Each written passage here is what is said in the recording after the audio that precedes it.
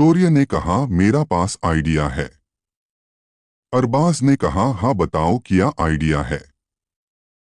शौर्य ने सबको अपना प्लान समझाया, जिस पर सबने हामी भर दी। अरबाज ने अपनी घड़ी में एक बटन दबाया जिससे एक होलोग्राम स्क्रीन बाहर आ गई। अरबाज ने सर्च किया प्रोजेक्ट आर और उसे वहां सभी रोबोट्स के मॉडल नंबर दिखाई दिए जो RX0001, RX0002, RX0003, RX1000 तक थे। अरबाज ने RX0001 को सेलेक्ट किया, वहां एक्टिव और ब्लास्ट का ऑप्शन दिखाई दिया। अरबाज ने RX0001 को एक्टिव किया। उसके ऐसा करते ही स्क्रीन पर एक रिमोट बन गया जिस पर run, go, walk, push, shoot, throw, right, left, up, down, jump जैसे ऑप्शन थे। साथ ही वहां ऑटोमेटिक टारगेट किल का ऑप्शन भी था। अगर अरबाज ऑटोमेटिक टारगेट किल का ऑप्शन सेलेक्ट करता है तो उसे वहां टारगेट की तस्वीर डालनी होगी जिससे वो रोबोट टारगेट को ढूंढकर खत्म कर देगा। अरबाज ने फिलहाल ऑटोमेटिक टारगेट किल मोड को ना चुनकर रिमोट मोड को चुना और सबसे पहले गो के ऑप्शन पर क्लिक किया। उसके ऐसा करते ही मैदान के दूसरी तरफ रखे हुए एक नेटन का दरवाजा ऑटोमेटिक खुला और उसमें मौजूद एक रोबोट की आंखों में लाल लाइट जलने लगी और उसने चलना शुरू किया। उस रोबोट के सिस्टम में अरबाज की घड़ी की लोकेशन थी जो अरबाज ने ही उसे भेजी थी। वो रोबोट चलने लगा। उसके सामने एलियन की भीड़ थी। अरबाज ने कंटेनर का दरवाजा आधा खोला और रोबोट को देखने लगा। एलियन की भीड़ उस रोबोट की तरफ से भागी हुई जा रही थी और अरबाज ने तभी रन के ऑप्शन पर क्लिक किया और उसे वहां स्पीड इंक्रीज का ऑप्शन दिखाई दिया। स्पीड इंक्रीज 10 से 100 किलोमीटर एच। अरबाज ने उसकी स्पीड 100 किलोमीटर पर आवर कर दी। जैसे उस एलियन के सिस्टम में यह सूचना पहुंची तो उसने 100 किलोमीटर पर आवर की रफ्तार से दौड़ना शुरू किया और वह 17 सेकेंड के अंदर एलियंस की भीड़ से बचते हुए कंटेनर के पास पहुंचा और उसी वक्त अरबाज ने स्टॉप का बटन दबाकर रोबोट को रोक दिया। रोबोट के आते ही शौर्य और आशीष ने उसे उठाकर कंटेनर के अंदर कर लिया और अरबाज ने कंटेनर का दरवाजा बंद कर दिया। इसके बाद शौर्य और आशीष ने रोबोट के पूरे शरीर ग्रेनेड पर बांध दिए। उन्होंने रोबोट के शरीर पर 200 में से 100 ग्रेनेड बांध दिए थे। इसके अरबाज ने रिमोट की मदद से रोबोट को कंटेनर से बाहर भेज दिया और रन के ऑप्शन पर क्लिक किए और स्पीड 50 किलोमीटर एच की कर दी। रोबोट के कंटेनर से बाहर जाते ही उन्होंने कंटेनर का दरवाजा आधा बंद किया। अरबाज दरवाजे से झांककर रोबोट को देख रहा था। रोबोट दौड़ता हुआ एलियन की भीड़ में से गुजरने लगा। सारे एलियंस उसके ही पीछे दौड़ने लगे और सब एलियन उसी के पीछे लग गए। तो अरबाज ने स्क्रीन पर बने ब्लास्ट के ऑप्शन पर क्लिक किया और इसी के साथ ही रोबोट एक धमाके के साथ फट गया। उसके फटने की वजह से उसके शरीर पर लगे 100 ग्रेनेड भी फट गए और एक भयानक विस्फोट हुआ। उस विस्फोट का असर 1000 मीटर तक हुआ। अब बस चारों तरफ आग ही आग थी और सारे एलियंस आग में जल रहे थे। उनके भयानक चीखें सुनकर किसी का भी दिल दहल जाता। आग की लपटें कंटेनर तक भी पहुंच गईं और कंटेनर गर्म होने लगा। कंटेनर के अंदर इतनी गर्मी बढ़ गई थी कि सबके पसीने छूट गए। पर तभी सानिया की नज़र C02 के सिलेंडर पर गई जो आग बुझाने के काम आता है। सानिया उसे कंटेनर के अंदर ही चलाने लगी। उसके अंदर से C02 गैस की परत निकलकर कंटेनर के चारों ओर फैल गई पर इससे भी उन्हें ज्यादा सुकून नहीं मिला। रूबी के माथे से पसीना होते हुए उसके गुलाबी होंठों तक आया और टपक गया। शौर्य को ये देखकर बिल्कुल अच्छा नहीं लगा। पसीने से भीगे हुए शौर्य ने कहा, सानिया सिलेंडर मुझे दो। यह सुनकर सानिया ने उसे सिलेंडर दे दिया और वह तुरंत ही कंटेनर का दरवाजा खोलकर बाहर गया। जैसे ही उसने कंटेनर का दरवाजा खोला था आग की तेज लपटें उसके ऊपर आई थी पर वह उससे बच गया। शौर्य कंटेनर के बाहर गया और सिलेंडर की गैस को पूरे प्रेशर के साथ कंटेनर पर फैलाने लगा। वहां चारों तरफ बस आग ही आग थी। सिलेंडर खाली हो जाने के बाद वो वापस कंटेनर में आया। अब वहां थोड़ा सुकून का माहौल बन चुका था। शौर्य रूबी के पास जाकर, तुम ठीक तो होना किया, तुम्हें अब भी गर्मी लग रही है?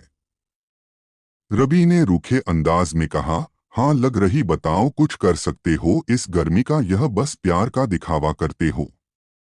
रूबी की यह बात सुनकर वहां मौजूद सब हैरान था। रूबी की बात सुनकर खुद शौर्य को थोड़ा बुरा लगा। शौर्य ने रूबी के गाल पर हाथ रखा और उसका पसीना पोंछते हुए कहा, ठीक है, बस मुझे थोड़ा वक्त दो, मैं अभी आया। इतना कहकर शौर्य कंटेनर के बाहर छलांग लगा देता है। आशीष उसे रोकने की कोशिश करता है, पर वह आशीष की नहीं सुनता। शौर्य के जाने के बाद सानिया ने कहा, तुमने शौर्य ऐसा क्यों कहा? रूबी देखो लग गया उसे बुरा और वो बाहर चला गया, जबकि बाहर चारों तरफ आग लगी हुई है। रूबी ने हिचकिचाते हुए कहा, मैं तो बस उससे मजाक कर रही है, पर तुम्हें इतना क्यों बुरा लग रहा है सानिया? रूबी की बात सुनकर सानिया ने कुछ नहीं कहा और अपनी बात बदल दी। सानिया ने अरबाज से पूछा, तो हमारा आगे का प्लान किया है?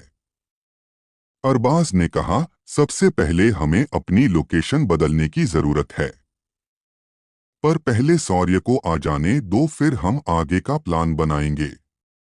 शौर्य ने कंटेनर से बाहर आने के बाद कंटेनर का दरवाजा लात मारकर बंद किया था। वह अब थोड़ा गुस्से में था। उसके सामने अभी भी कुछ एलियन थे जो आग से बचे हुए थे। शौर्य उन्हें नजरअंदाज करके चलने लगता है। एलियंस उस पर हमला करते हैं। शौर्य अपनी तलवार नहीं लाया था, लेकिन इस बार उसने अपने हाथों का इस्तेमाल किया। शौर्य ने एलियन का हाथ पकड़ा और उसे जमीन पर पटक दिया। इसके बाद शौर्य ने उसके सीने पर पैर रखा और उसका हाथ उखाड़कर फेंक दिया। अपने साथी एलियन का ऐसा हाल देखकर बाकी के एलियन पीछे हट गए। वहां टोटल 6 एलियन मौजूद थे जो अब शौर्य से डर रहे थे। शौर्य ने एक जलते हुए एक एलियन के हाथ से तलवार छीनी। वो तलवार आग से तपकर लाल हो चुकी थी। शौर्य एलियंस के पीछे भागा और तलवार को एक की पीठ में घुसाकर निकाल दिया और बाकियों सर काट कर उन्हें मार डाला। शौर्य को एक और एलियन दिखाई दिया जो उसी की तरफ गुस्से में आ रहा था। शौर्य ने भी उसकी तरफ दौड़ लगा दी। जैसे ही शौर्य उसके करीब पहुंचा, वो अपने घुटनों के बल बैठ गया और तलवार से एलियन के दोनों पैर काट दिए। शौर्य उसे ऐसे ही छोड़कर चलने लगा। चलते चलते शौर्य उसी ढाबे के पास पहुंच गया जहां उन्होंने सुबह खाना खाया था।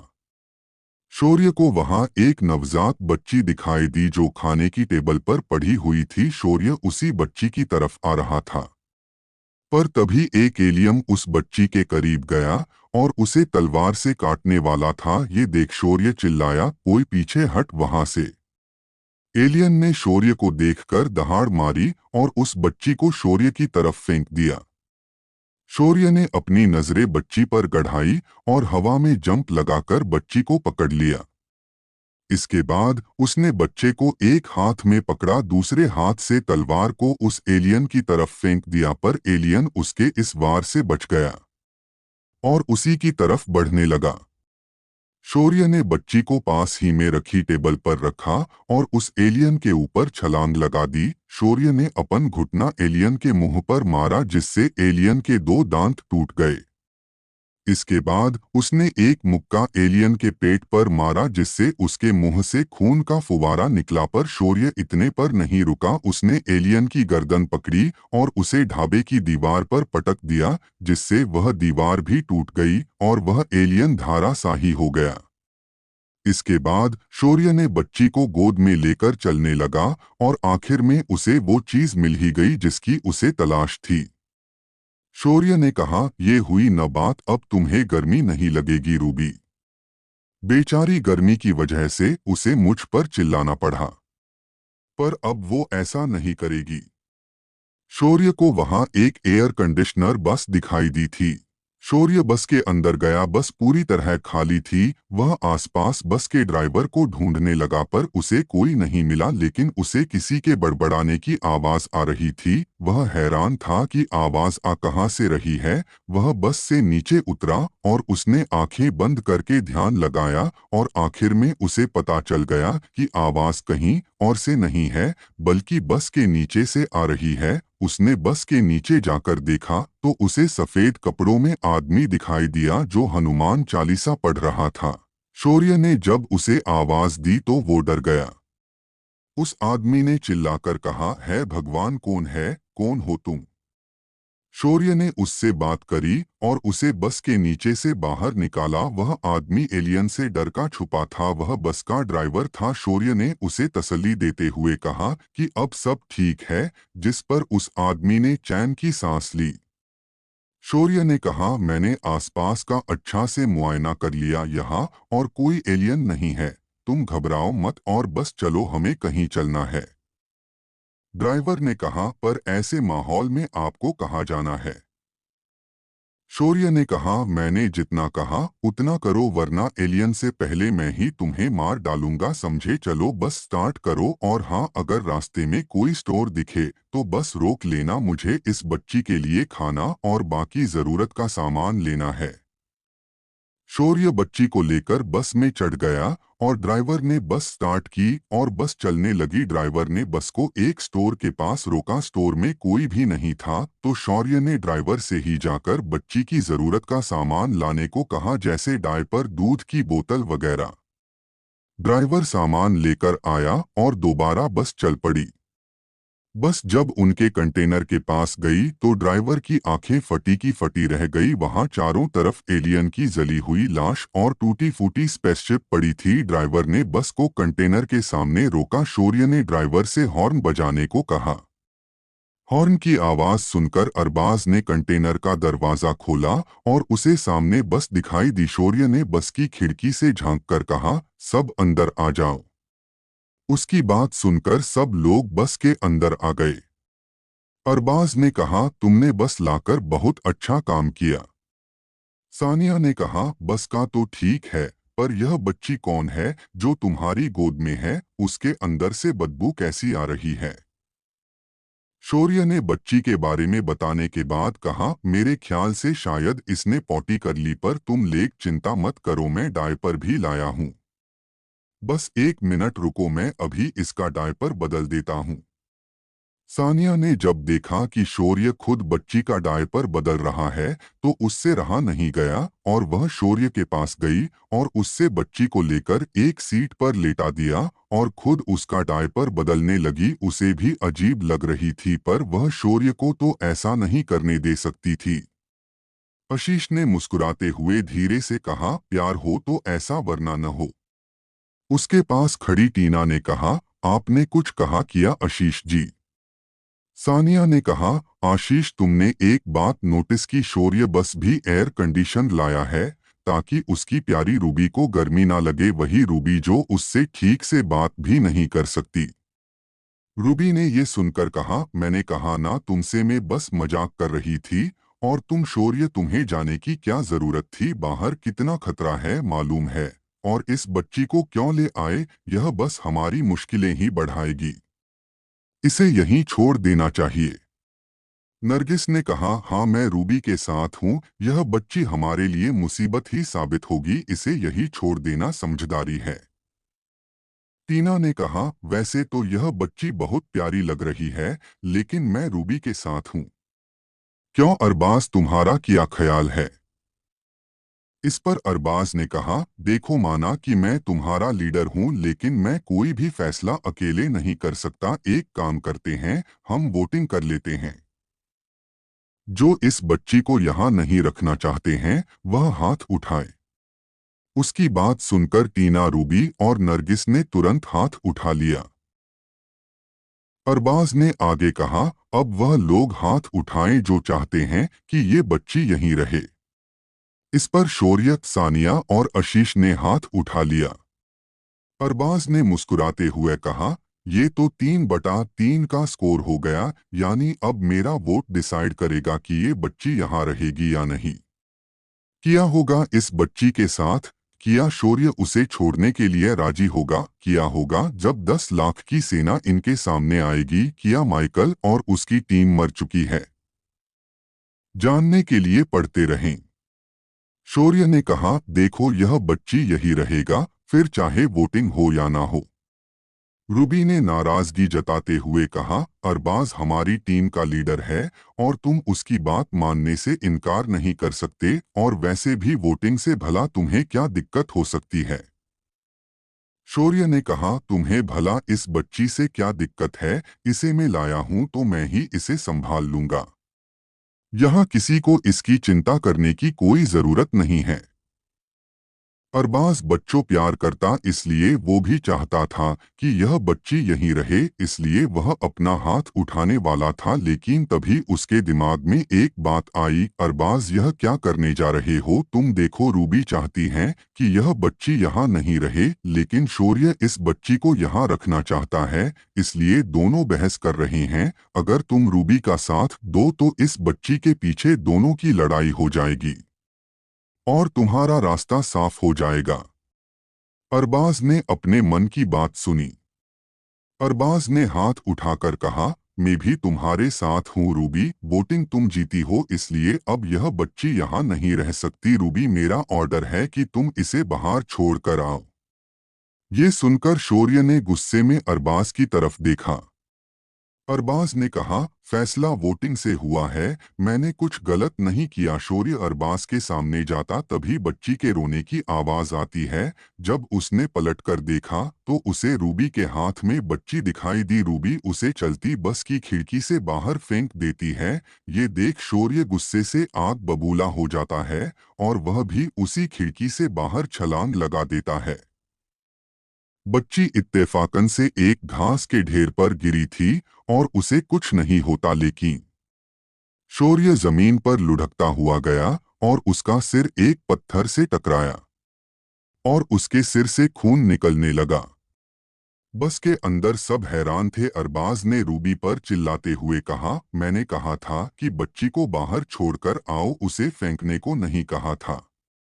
रूबी ने कहा, उससे क्या फर्क पड़ता है, वैसे भी वो एलियन के हाथों मारी जाती, इससे अच्छा मैंने उसे फेंककर मार देना बेहतर समझा। अरबाज ने गुस्से में चिल्लाया, चुप हो जाओ खबरदार, जो एक शब्द भी कहा अभी और इसी वक्त बस से नीचे उतरो और वापस तब आना जब वह बच्ची तुम्हारे साथ हो, वरना मुझसे से बुरा कोई नहीं होगा। रूबी हैरान थी कि आखिर अरबाज भी तो उस बच्ची से छुटकारा चाहता था, फिर भला वो क्यों उस पर इतना चिल्ला रहा है? क्योंकि अरबाज लीडर था तो रूबी ने बस उतरना ही बेहतर समझा और वो दरवाजे के पास गई। उसे देखकर ड्राइवर ने बस रोक दी और रूबी भी बस से बाहर चली गई। रूबी के जाने के बाद सानिया ने अरबाज से पूछा, अगर तुम्हें उस बच्चे के लिए इतनी हमदर्दी है तो आखिर वोटिंग के दौरान तुमने हमारा साथ क्यों नहीं दिया? अरबाज ने कहा, वो मैं तुम्हें नहीं बता सकता, बस इतना जान लो अगर रूबी उस बच्चे को वापस लेकर नहीं है तो मैं उसे यही छोड़ दूंगा, फिर भटकती रहे अकेले। आशीष ने कहा, मैंने साइकोलॉजी पढ़ी है पर तुम्हारी साइकोलॉजी मेरे समझ में नहीं आती। आमतौर पर मैं किसी को भी देखकर एक नज़र में परख लेता हूँ, पर मैं अब तक तुम्हें नहीं समझ पाया। अरबाज ने अपनी घड़ी में देखते हुए कहा, और ना ही तुम कभी समझ सकोगे। अरबाज की घड़ी में सूर्य प्रताप का मैसेज आया था। अरबाज ने मैसेज प्ले किया। Voice message, Surya Pratap, agent 1 में सूचना देता हूं कि तुम्हें अभी उत्तर भारत के और निकलना पड़ेगा। हमने हर फाइटर टीम को 10 वेपन कंटेनर दिए थे, लेकिन तुम्हें अब तक सिर्फ एक ही प्राप्त हुआ है। मौसम की खराबी की वजह से बाकी कंटेनर उत्तर भारत में ही लैंड हुए। उत्तर भारत में एलियंस के सबसे सघन हमले की सूचना मिली है और वहां भेजी गई टीम कोई जवाब नहीं दे रही। ओवर। अंटार्कटिका में गुरु श्रेष्ठ और जेदो एलियंस की फौज का मुकाबला कर रहे थे। उनके सामने 1 लाख से भी अधिक एलियंस की फौज मौजूद थी। गुरु श्रेष्ठ और जेदो बड़ी तेजी से उनका सफाया कर रहे थे, लेकिन तभी आसमान में चारों ओर से और भी स्पेसशिप लैंड होने लगी। असगर राज ने वहां 2 करोड़ की फौज भेजी थी। साथ ही उनके बीच एक गोल प्लेट के आकार की स्पेसशिप भी थी जो बाकी सबसे बड़े आकार की थी। उस स्पेसशिप के अंदर 5 लाख की रक्षा टुकड़ी थी जो असगर राज की सुरक्षा के लिए कमांडर कोरकू ने बिना इजाजत भेजी थी। उसी स्पेसशिप के अंदर असगर राज भी था। स्पेसशिप के धरती पर लैंड होते ही एक तेज सायरन बजा जो उसी स्पेसशिप से आ रहा था। सायरन की आवाज सुनकर सभी एलियन अपनी जगह पर रुक गए और एलियन लंबी लाइन में किसी पुतलों की तरह खड़े हो गए। ये देख गुरु श्रेष्ठ ने कहा, अब ये क्या हो रहा है? जेदो ने कहा, शायद वो आ गया है, इनका राजा असगर राज। उस बड़ी गोल स्पेसशिप का दरवाजा खुला और उसमें से 10-10 फीट के एलियंस बाहर आए। इन एलियंस के पूरे शरीर पर काले रंग का कवच लगा हुआ था, साथ ही इनकी तलवार भी अधिक मोटी और चौड़ी थी। स्पेसशिप के अंदर से 5 लाख की सेना बाहर आई। नॉर्मल एलियन बस 6 से 8 फीट तक ही थे, लेकिन कुछ एलियन 10 और 12 फीट के भी थे। उन्होंने बाहर आते ही एक गोल घेरा बना लिया और अब बारी थी अजगर राज के आने की। स्पेसशिप के अंदर से अजगर राज बाहर आया और उस सबको को इशारों से हटाते हुए आगे बढ़ा। उसका इशारा पाकर एलियंस की सेना 2 लंबी कतारों में बंट गई। अब जेदो और गुरु श्रेष्ठ उसे देख सकते हैं।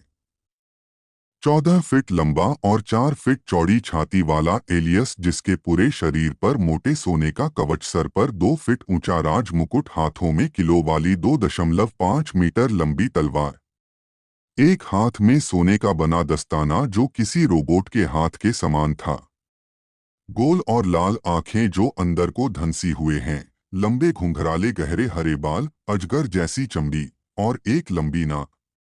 उसे देख गुरु श्रेष्ठ की आंखें फटी की फटी रह गई। उन्होंने दबे स्वर में कहा, किया यही अजगर राज?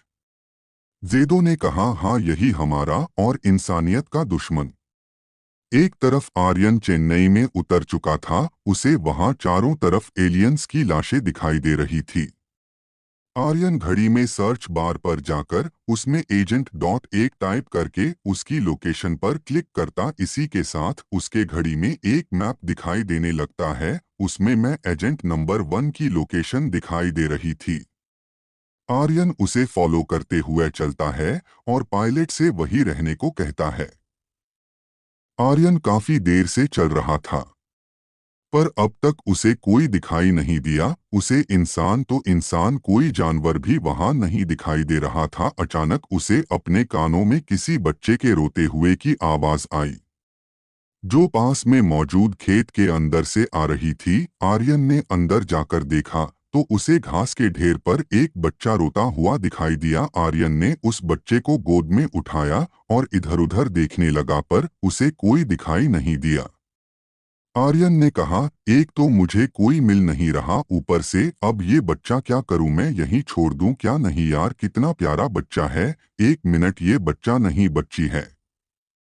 आर्यन उसे लेकर चलने लगा और थोड़ी ही दूर पर उसे शौर्य दिखाई दिया जो जमीन पर बेहोश पड़ा था और उसके सिर पर खून भी लगा था। आर्यन ने घबराकर कहा, शौर्य मेरे भाई, ये तू है? रुक, में आया अभी। आर्यन दौड़कर उसके पास गया और उसे होश में लाने की कोशिश करने लगा पर तभी उसे कोई अपनी तरफ आता हुआ दिखाई दिया। आर्यन जब पीछे मुड़कर देखा तो उसे एक भयानक शक्ल वाला एलियन दिखाई दिया जो उसी की तरफ आ रहा। एलियन ने आर्यन की पीठ में तलवार घुसानी चाही, लेकिन उसी पल आर्यन ने बच्चे को छोड़कर अपने दोनों हाथों से उस तलवार को पकड़ लिया। वो वहां से हट भी सकता था, लेकिन तब तलवार शौर्य को लग जाती और शौर्य बेहोश था। आर्यन ने अपने दोनों हाथों से एलियन की तलवार को रोक रखा था। एलियन तलवार पर जोर लगाता है जिससे आर्यन के हाथ से खून टपककर शौर्य के मुंह पर गिरने लगता है। आर्यन ने गंभीर आवाज में कहा, माना मैं कोई फाइटर नहीं हूं पर तेरे जैसे घिनौने कीड़े को अपने दोस्त को नहीं मारने दे सकता। ये कहकर आर्यन ने उसके पेट में एक लात मारी और वो एलियन झटके से पीछे हो गया। उसके बाद आर्यन ने उसके मुंह पर एक मुक्का मारना चाहा, लेकिन एलियन ने उसका हाथ रोककर उसका गला दबोच लिया और उसे हवा में उठा दिया। एलियन अब आर्यन का गला घोंट रहा था। वो धीरे धीरे अपनी पकड़ कस रहा था। आर्यन उसकी आंखों में ही देख रहा था और खुद को छुड़ाने की कोशिश करता है, पर उसकी यह कोशिश नाकाम साबित होती है। लेकिन तभी अचानक उस एलियन का सर कट कर गिर जाता है और आर्यन बच जाता है। आर्यन ने जब एलियन के पीछे देखा तो उसे वहां रूबी दिखाई दी। आर्यन रूबी से कुछ कह पाता कि तभी रूबी के सीने में से एक तीर पार हो जाता है। एक एलियन ने दूर से रूबी की पीठ पर तीर चलाया जो रूबी के सीने से पार हो गया। रूबी ने पीछे मुड़कर देखा तो उसे एलियन की विशाल फौज उनकी की तरफ आती हुई दिखाई दी, जिनके हाथ में तलवार के साथ साथ तीर और कमान भी थे। आर्यन ने चिल्लाकर कहा, रूबू जी आप ठीक हो न? ओह शिट, तीर आपके सीने के बीचों बीच लगा है। यह कहकर आर्य ने कुछ ऐसा देखा जिसे देख उसकी आंखें फटी की फटी रह गई। रूबी ने उस तीर को पकड़ा और खींचकर अपने सीने से बाहर निकाला। इसके बाद रूबी ने अपने यूनिफॉर्म की पॉकेट से एक सफेद पाउडर निकाला और अपने घाव पर लगा दिया, जिससे वह घाव जमने लगा। रूबी ने फाइटिंग पोजीशन में आकर कहा, शौर्य और इस बच्ची को यहाँ से लेकर जाओ, थोड़ी दूरी पर हमारी बस खड़ी है, जाओ। आर्यन ने कहा, लेकिन आप रूबी जी। रूबी ने चिल्लाकर कहा, कहाँ न जाओ और मेरी चिंता मत करो, ये घाव और ये सामने मौत का नज़ारा देखना मेरे लिए कोई नई बात नहीं है। अब जाओ यहाँ। रूबी के इस तरह खुद पर चिल्लाने के बाद आर्यन ने इस बच्ची को वापस गोद में उठाया और अपनी कमर से अपनी शर्ट के सहारे बांध लिया। इसके बाद आर्यन ने शौर्य को सहारा देते हुए उठाया और बस के अंदर ले जाने लगा। तभी आर्यन ने पीछे मुड़कर देखा तो उसकी चीख निकल गई। रूबी को एलियन की भीड़ ने चारों तरफ से घेर लिया था। आर्यन ने चिल्लाकर कहा, रूबी जी नहीं, मुझ जल्दी कुछ करना होगा। उसकी चीख सुनकर शौर्य की आंखें खुलने लगी। शौर्य ने आंखें खोलते हुए कहा, तुम्हें कुछ करने की जरूरत नहीं है। शौर्य अब होश में आ चुका था। उसने जब देखा कि रूबी एलियंस की भीड़ से घिरी हुई है तो उसने बिना देर किए म्यान से तलवार निकाली और एलियंस की तरह से दौड़ लगा दी। आर्यन ने कहा, मेरे ख्याल से मुझे बाकियों को भी बताने की जरूरत है। ये दोनों अकेले इतनी बड़ी फौज का सामना नहीं कर सकते। देखने में लाखों की फौज लगती है। यही सोच विचार कर आर्यन बच्ची को गोद में लेकर भागे जा रहा था। थोड़ी दूरी पर उसे एक बस दिखाई देती है। उस बस के अंदर से आशीष झांक रहा था। आशीष आर्यन को देखकर काफी हैरान था। आशीष ने जोर से चिल्लाकर कहा, अबे तू यहाँ क्या रहा है? आर्यन ने कहा, रूबी और शौर्य खतरे में है। वहाँ एलियंस का हमला हुआ है, जल्दी चलो, वहाँ लाखों में एलियंस है। ये कहकर आर्यन भी बस में चढ़ गया। ये लोग 10 लाख की फौज का मुकाबला कैसे अरेंज किया होगा जब अजगर राज और जेदो आमने सामने आएंगे? किया होगा इस जंग का अंजाम जानने के लिए पढ़ते रहें वॉर ऑफ लेजेंड्स वाई। शौर्य ने जब देखा कि रूबी एलियंस की भीड़ से घिरी हुई है तो वह अपने पूरे जोश के साथ उन पर टूट पड़ा। वह अपनी तलवार से उन्हें काटते हुए कुछ ही देर में रूबी के पास पहुंच गया, पर उसकी नज़र जब रूबी को पीठ से निकलते खून पर गई तो उसकी आंखें गुस्से से लाल हो गई। उसने एक एलियन की आंख में तलवार घुसा दी और उसके सीने पर लात मार के तलवार को बाहर खींचा और दूसरे एलियन की खोपड़ी खोल दी। शौर्य ने रूबी को कवर कर लिया, पर रूबी दूसरी तरफ से आते हुए तीरों को अपनी तलवार से काट रही थी। हजारों की तादाद में तीर उन पर आ रहे थे, पर बिना हिम्मत हारे शौर्य और रूबी उन तीरों का सामना कर रहे थे। लेकिन इतने सारे एलियंस के आगे वह दोनों अकेले काफी नहीं थे। चारों तरफ से तीरों की बारिश हो रही थी। शौर्य और रूबी बड़ी मुश्किल से उन तीरों से खुद को बचा रहे थे। एक तीर शौर्य की आंख में लगने वाला, पर उससे पहले ही एक दूसरे तीर ने उसे काट दिया। ये तीर आशीष ने चलाया था, जो बस के ऊपर खड़ा था। उसके साथ अरबाज, सानिया, नरगिस और टीना भी थे। अरबाज ने अपनी घड़ी में आज सूर्य प्रताप के मैसेज को प्ले किया। वॉइस मैसेज: एजेंट 1, तुम जहां हो वहां 10 लाख की एलियन सेना आ चुकी है। अपनी पूरी ताकत का इस्तेमाल करो। यह एलियंस दूसरे राज्य में ना जाने पाए। ओवर। आशीष ने मैसेज सुनने के बाद प्रोजेक्ट आर के सभी रोबोट को एक्टिव कर दिया। अरबाज ने उन्हें ऑटोमेटिक टारगेट किल्ड मोड पर सेट किया और उनके सिस्टम में एलियंस की फोटो खींचकर भेज दी। उसने इसके लिए अपने घड़ी के होलोग्राम स्क्रीन को ऑन किया, कैमरे के फीचर पर जाकर एलियंस का फोटो खींचा और सभी रोबोट्स के सिस्टम में भेज दिया। इसी के साथ 10 किलोमीटर दूर मैदान में मौजूद कंटेनर के दरवाजे ऑटोमेटिक खुले और उनके अंदर मौजूद रोबोट की आंखों के अंदर लाला रोशनी जलने लगी। रोबोट को जैसे ही अपना टारगेट दिखाई दिया तो वो तुरंत एक्शन मोड में आए और चलने लगे। एक तरफ आशीष बस के ऊपर से एलियंस पर तीर चला रहा था तो वही सानिया नरगिस ने बस के ऊपर से छलांग लगा की। सानिया ने जमीन पर लैंड होने से पहले अपने सारेगामा हथियार से 2 एलियन की गर्दन उड़ा दी। नरगिस ने एक एलियन का हाथ ही काट डाला।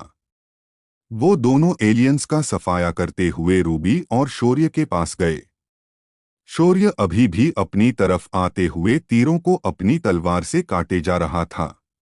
अरबाज ने वहां भीड़ देखकर कहा, शिट, इन लोगों ने सब एलियन को अपनी तरफ आकर्षित कर लिया। सब के सब इन्हीं की तरफ बढ़ रहे, ऐसे तो ये मारे जाएंगे, मुझे ही कुछ करना होगा। इतना कहकर अरबाज बस के अंदर बैठे और ड्राइवर को एक लात मारकर बस से बाहर गिरा देता है। अरबाज ने बस फुल स्पीड से ले जाकर एलियंस की एक भीड़ को उड़ा दिया। अरबाज बिन ब्रेक मारे बस को चारों तरफ भगाने लगा। वो बार बार एलियन की भीड़ को बस से कुचल देता। एलियंस बस के नीचे दबकर मरते जा रहे थे। अरबाज में कुछ ही देर में वहां की भीड़ हल्की कर दी, पर अभी भी वहां काफी भीड़ लगी थी। उस भीड़ के बीचों बीच शौर्य, रूबी, सानिया और नरगिस है और बस के ऊपर आशीष खड़ा कर जिसने बस को कसकर पकड़ रखा था। आशीष ने बस ऊपर से चिल्लाते हुए कहा, मेरे भाई, यह करने से पहले मुझे बता तो देता, या भूल गया था कि मैं बस के ऊपर हूं।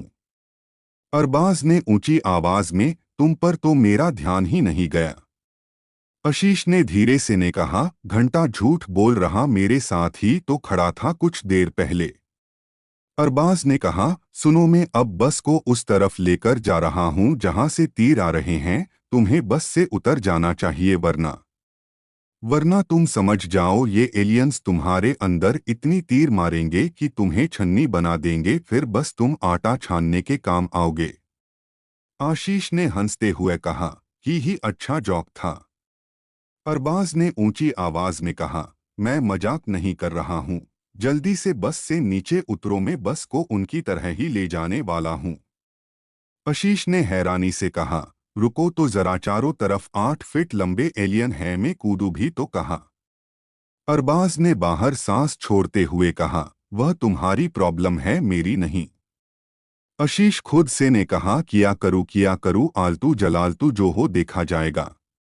ये कहकर आशीष ने बस से छलांग लगा दी। अब वह भी एलियंस की भीड़ से घिर चुका था। आर्यन ने गिरने से पहले एक साथ 3 तीर चलाए थे जो अपने निशाने पर लगे थे।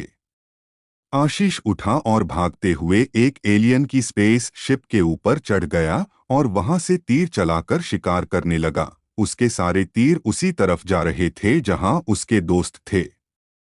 अरबाज ने देखा कि एलियंस अपनी अपनी स्पेसशिप के ऊपर खड़े होकर सब पर तीर चला रहे हैं। अरबाज ने बस का मुंह उनकी तरफ किया। अरबाज ने अपनी पॉकेट से एक ग्रेनेड निकाला और पिन निकाल उसे बस में डाल दिया। आर्यन ने तुरंत ही ग्रेनेड के ऊपर झपटा और उसे खिड़की से बाहर फेंक दिया। वो एक स्पेसशिप से टकराया और वो धमाके के साथ फट गई। अरबाज ने आर्यन को देखकर हैरानी से कहा और खुद के एक चांटा मारा। शिट, लानत है, तू लीडर बनने के लायक ही नहीं है। इतना बड़ा इंसान और यह बच्ची दिखाई नहीं थी, कैसे भूल गया इन्हें। आर्यन कहा, किया तुम खुद को कुर्बान करने वाले थे? अरबाज ने कहा, नहीं तो मैं बम फेंकने के बाद बस से कूदने वाला था। आर्यन ने हंसते हुए कहा, वाह भाई वाह, लगता है कुछ मैन्युफैक्चरिंग डिफेक्ट है। अरबाज गंभीर आवाज कहता है, हाँ है डिफेक्ट। पता नहीं पिछले कुछ दिनों से मुझे क्या हो रहा है, मेरा कहीं भी किसी भी काम में सही से मन ही नहीं लगता। गलती पर गलती किए जा रहा हूँ। पहले ऊपर आशीष को भूल गया और अब तुम्हें यहाँ मारने वाला था। उसके इतना कहते ही एक तीर खिड़की से उनकी तरफ आया, पर अरबाज ने उसे अपने हाथ से पकड़ लिया और उसे हाथ से मोड़कर तोड़ दिया। अरबाज ने चिल्लाते हुए कहा, ये सब उस रूबी जी वजह से, उसी ने मेरा दिमाग खराब करके रख दिया है। ये कहते वक्त उसकी आंखों में आंसू थे। आर्यन ने उसकी आंखों से आंसू आते हुए देखा तो वो कंफ्यूज हो गया। उसे समझ नहीं आया आखिर इसमें रोने वाली क्या बात थी, पर तभी उसे कुछ एहसास हुआ और उसने धीरे से कहा, do you love Ruby? Arbaaz ने आर्यन की बात का कुछ जवाब नहीं दिया और खिड़की पर मुक्का मारा। उसके हाथ में एक एलियन की गर्दन आ गई जो बस के अंदर घुसने की कोशिश कर रहा था, लेकिन अरबाज ने उसे देख लिया था और उस एलियन की गर्दन को पूरी ताकत से दबाकर तोड़ दिया। अरबाज ने उसे छोड़ते हुए कहा, मैं उससे प्यार करता हूँ या नहीं उससे क्या ही फर्क पड़ता, क्योंकि वो तो उस शौर्य से प्यार करती है। जब से शौर्य यहाँ आया है मैं अपने दिल से रूबी के लिए फीलिंग निकालने की कोशिश कर रहा हूँ, पर चाह कर भी मैं उसे भुला नहीं पा रहा। जब जब रूबी शौर्य करीब आती है मेरा खून खोल जाता है। आर्यन ने खुद से कहा, ये डिप्रेशन में जा चुका है। हाँ, डिप्रेशन की ही निशानी है। वह दोनों बात कर ही रहे थे कि चारों तरफ से गोलियां चलने की आवाजें आने लगी। आर्यन ने बस से झांककर देखना चाहा, पर अरबाज ने उसे रोक लिया और नीचे झुकने को कहा। बाहर रोबोट आर्मी थी जो अपनी मशीनगन से एलियंस के ऊपर धड़ाधड़ गोलियां चला रही थी। हर एक रोबोट एक बार में 10 गोलियां चला रहा था और उनका निशाना अचूक था। सानिया के सामने एक रोबोट आया और उसने उस पर अपनी मशीन से गोलियां चला दीं। रोबोट सानिया के आसपास के सभी रोबोट को मार डाला और उसमें सानिया के ऊपर एक भी गोली नहीं चलाई, क्योंकि उसके सिस्टम में सिर्फ एक ही तस्वीर है और वह एलियन की थी। रोबोट ने कहा, target find, target locked, target killed, systematic voice. Robot बार बार यही बात दोहरा रहे थे और एलियंस को मारे जा रहे थे। सिर्फ 10 मिनट के अंदर उन्होंने सभी एलियंस को मौत के घाट उतार दिया। एलियंस इनमें से किसी एक रोबोट को भी नहीं मार पाए, क्योंकि वह रोबोट ऑटोमेटिक टारगेट मोड में थे और जब कोई robot automatic target killed mode में होता है तो वो अपनी सेफ्टी के फुल मोड पर होता है। एलियंस के तीर रोबोट के आगे बेकार थे, लेकिन उनकी तलवार रोबोट काट सकती थी, पर कोई रोबोट उन्हें अपने करीब ही नहीं आने दे रहा था। जबकि गोलियों की आवाज रुक गई है तो अरबाज बस से उतर कर देखा, उसके पीछे पीछे आर्यन भी बच्ची को लेकर उतरा। अरबाज ने देखा कि रोबोट ने सभी एलियन को मौत के घाट उतार दिया है। अरबाज सभी रोबोट को स्विच ऑफ कर देता। अरबाज ने कहा, चलो सब लोग जल्दी बस में चलो, हमें उत्तर में जाना है। आर्यन ने कहा, उसके लिए हमें बस में जाने की क्या जरूरत है, मैं फाइटर जेट लाया हूं। आशीष ने आते हुए कहा, क्या बात कर रहा, पर तेरे पास फाइटर जेट कहां से आया? आर्यन ने कहा, वह गुरुजी ने मुझे दिया था। जब वहां एलियंस का हमला हुआ तो उन्होंने मुझे इसमें बैठाकर भाग जाने को कहा और मैं यहां आ गया। शौर्य ने हैरानी से कहा, क्या मतलब है? तुम्हारा क्या पहला हमला ऑर्गेनाइजेशन में हुआ है?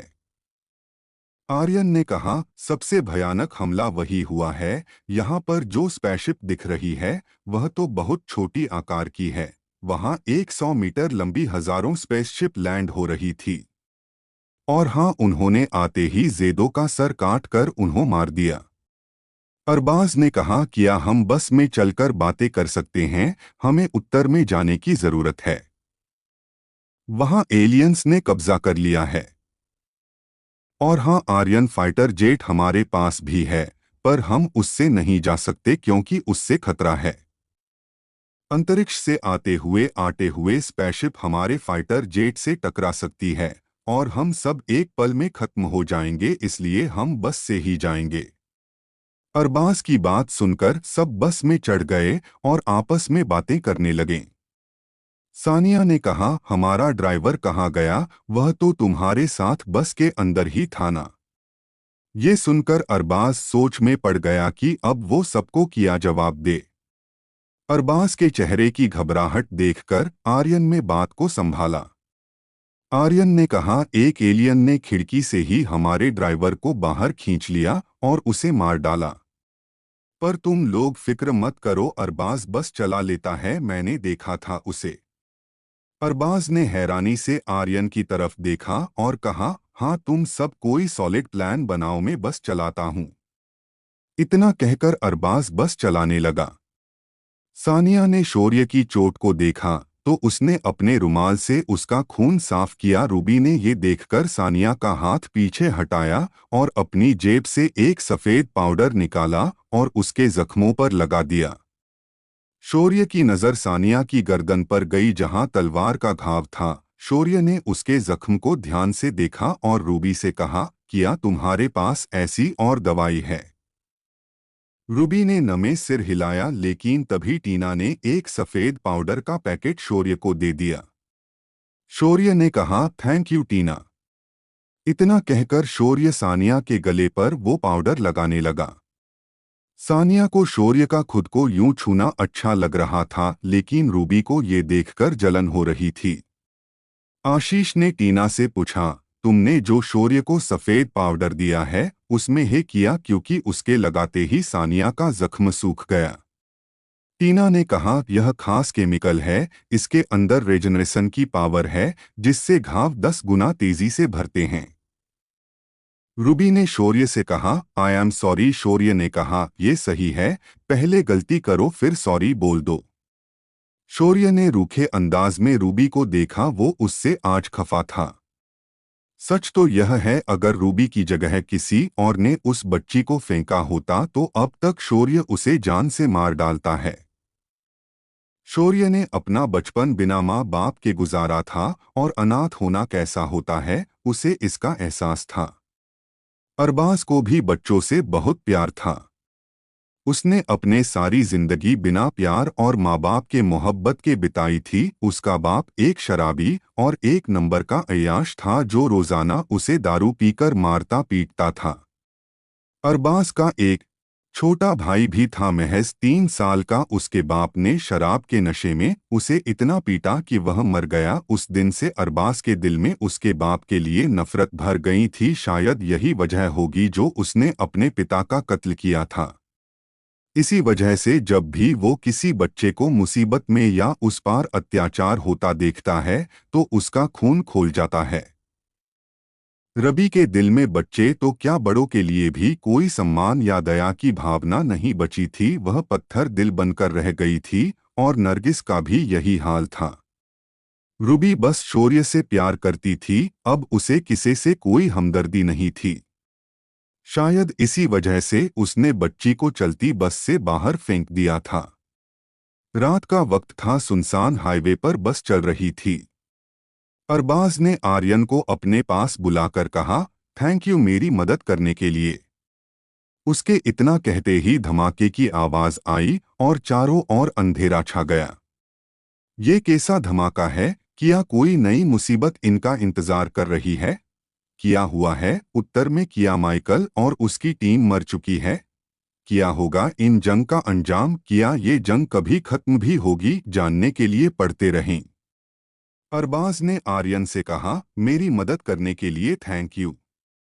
उसके इतना कहते ही एक जोर का धमाका हुआ और चारों तरफ अंधेरा छा गया।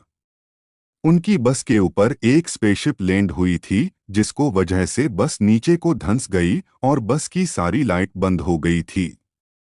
अरबाज ने ब्रेक मारे और आर्यन ने खिड़की से झांककर बस के ऊपर देखा पर उसे कुछ दिखाई नहीं दिया। लेकिन तभी एक हाथ आया और उसने आर्यन के बाल पकड़कर उसे बस के ऊपर खींच लिया।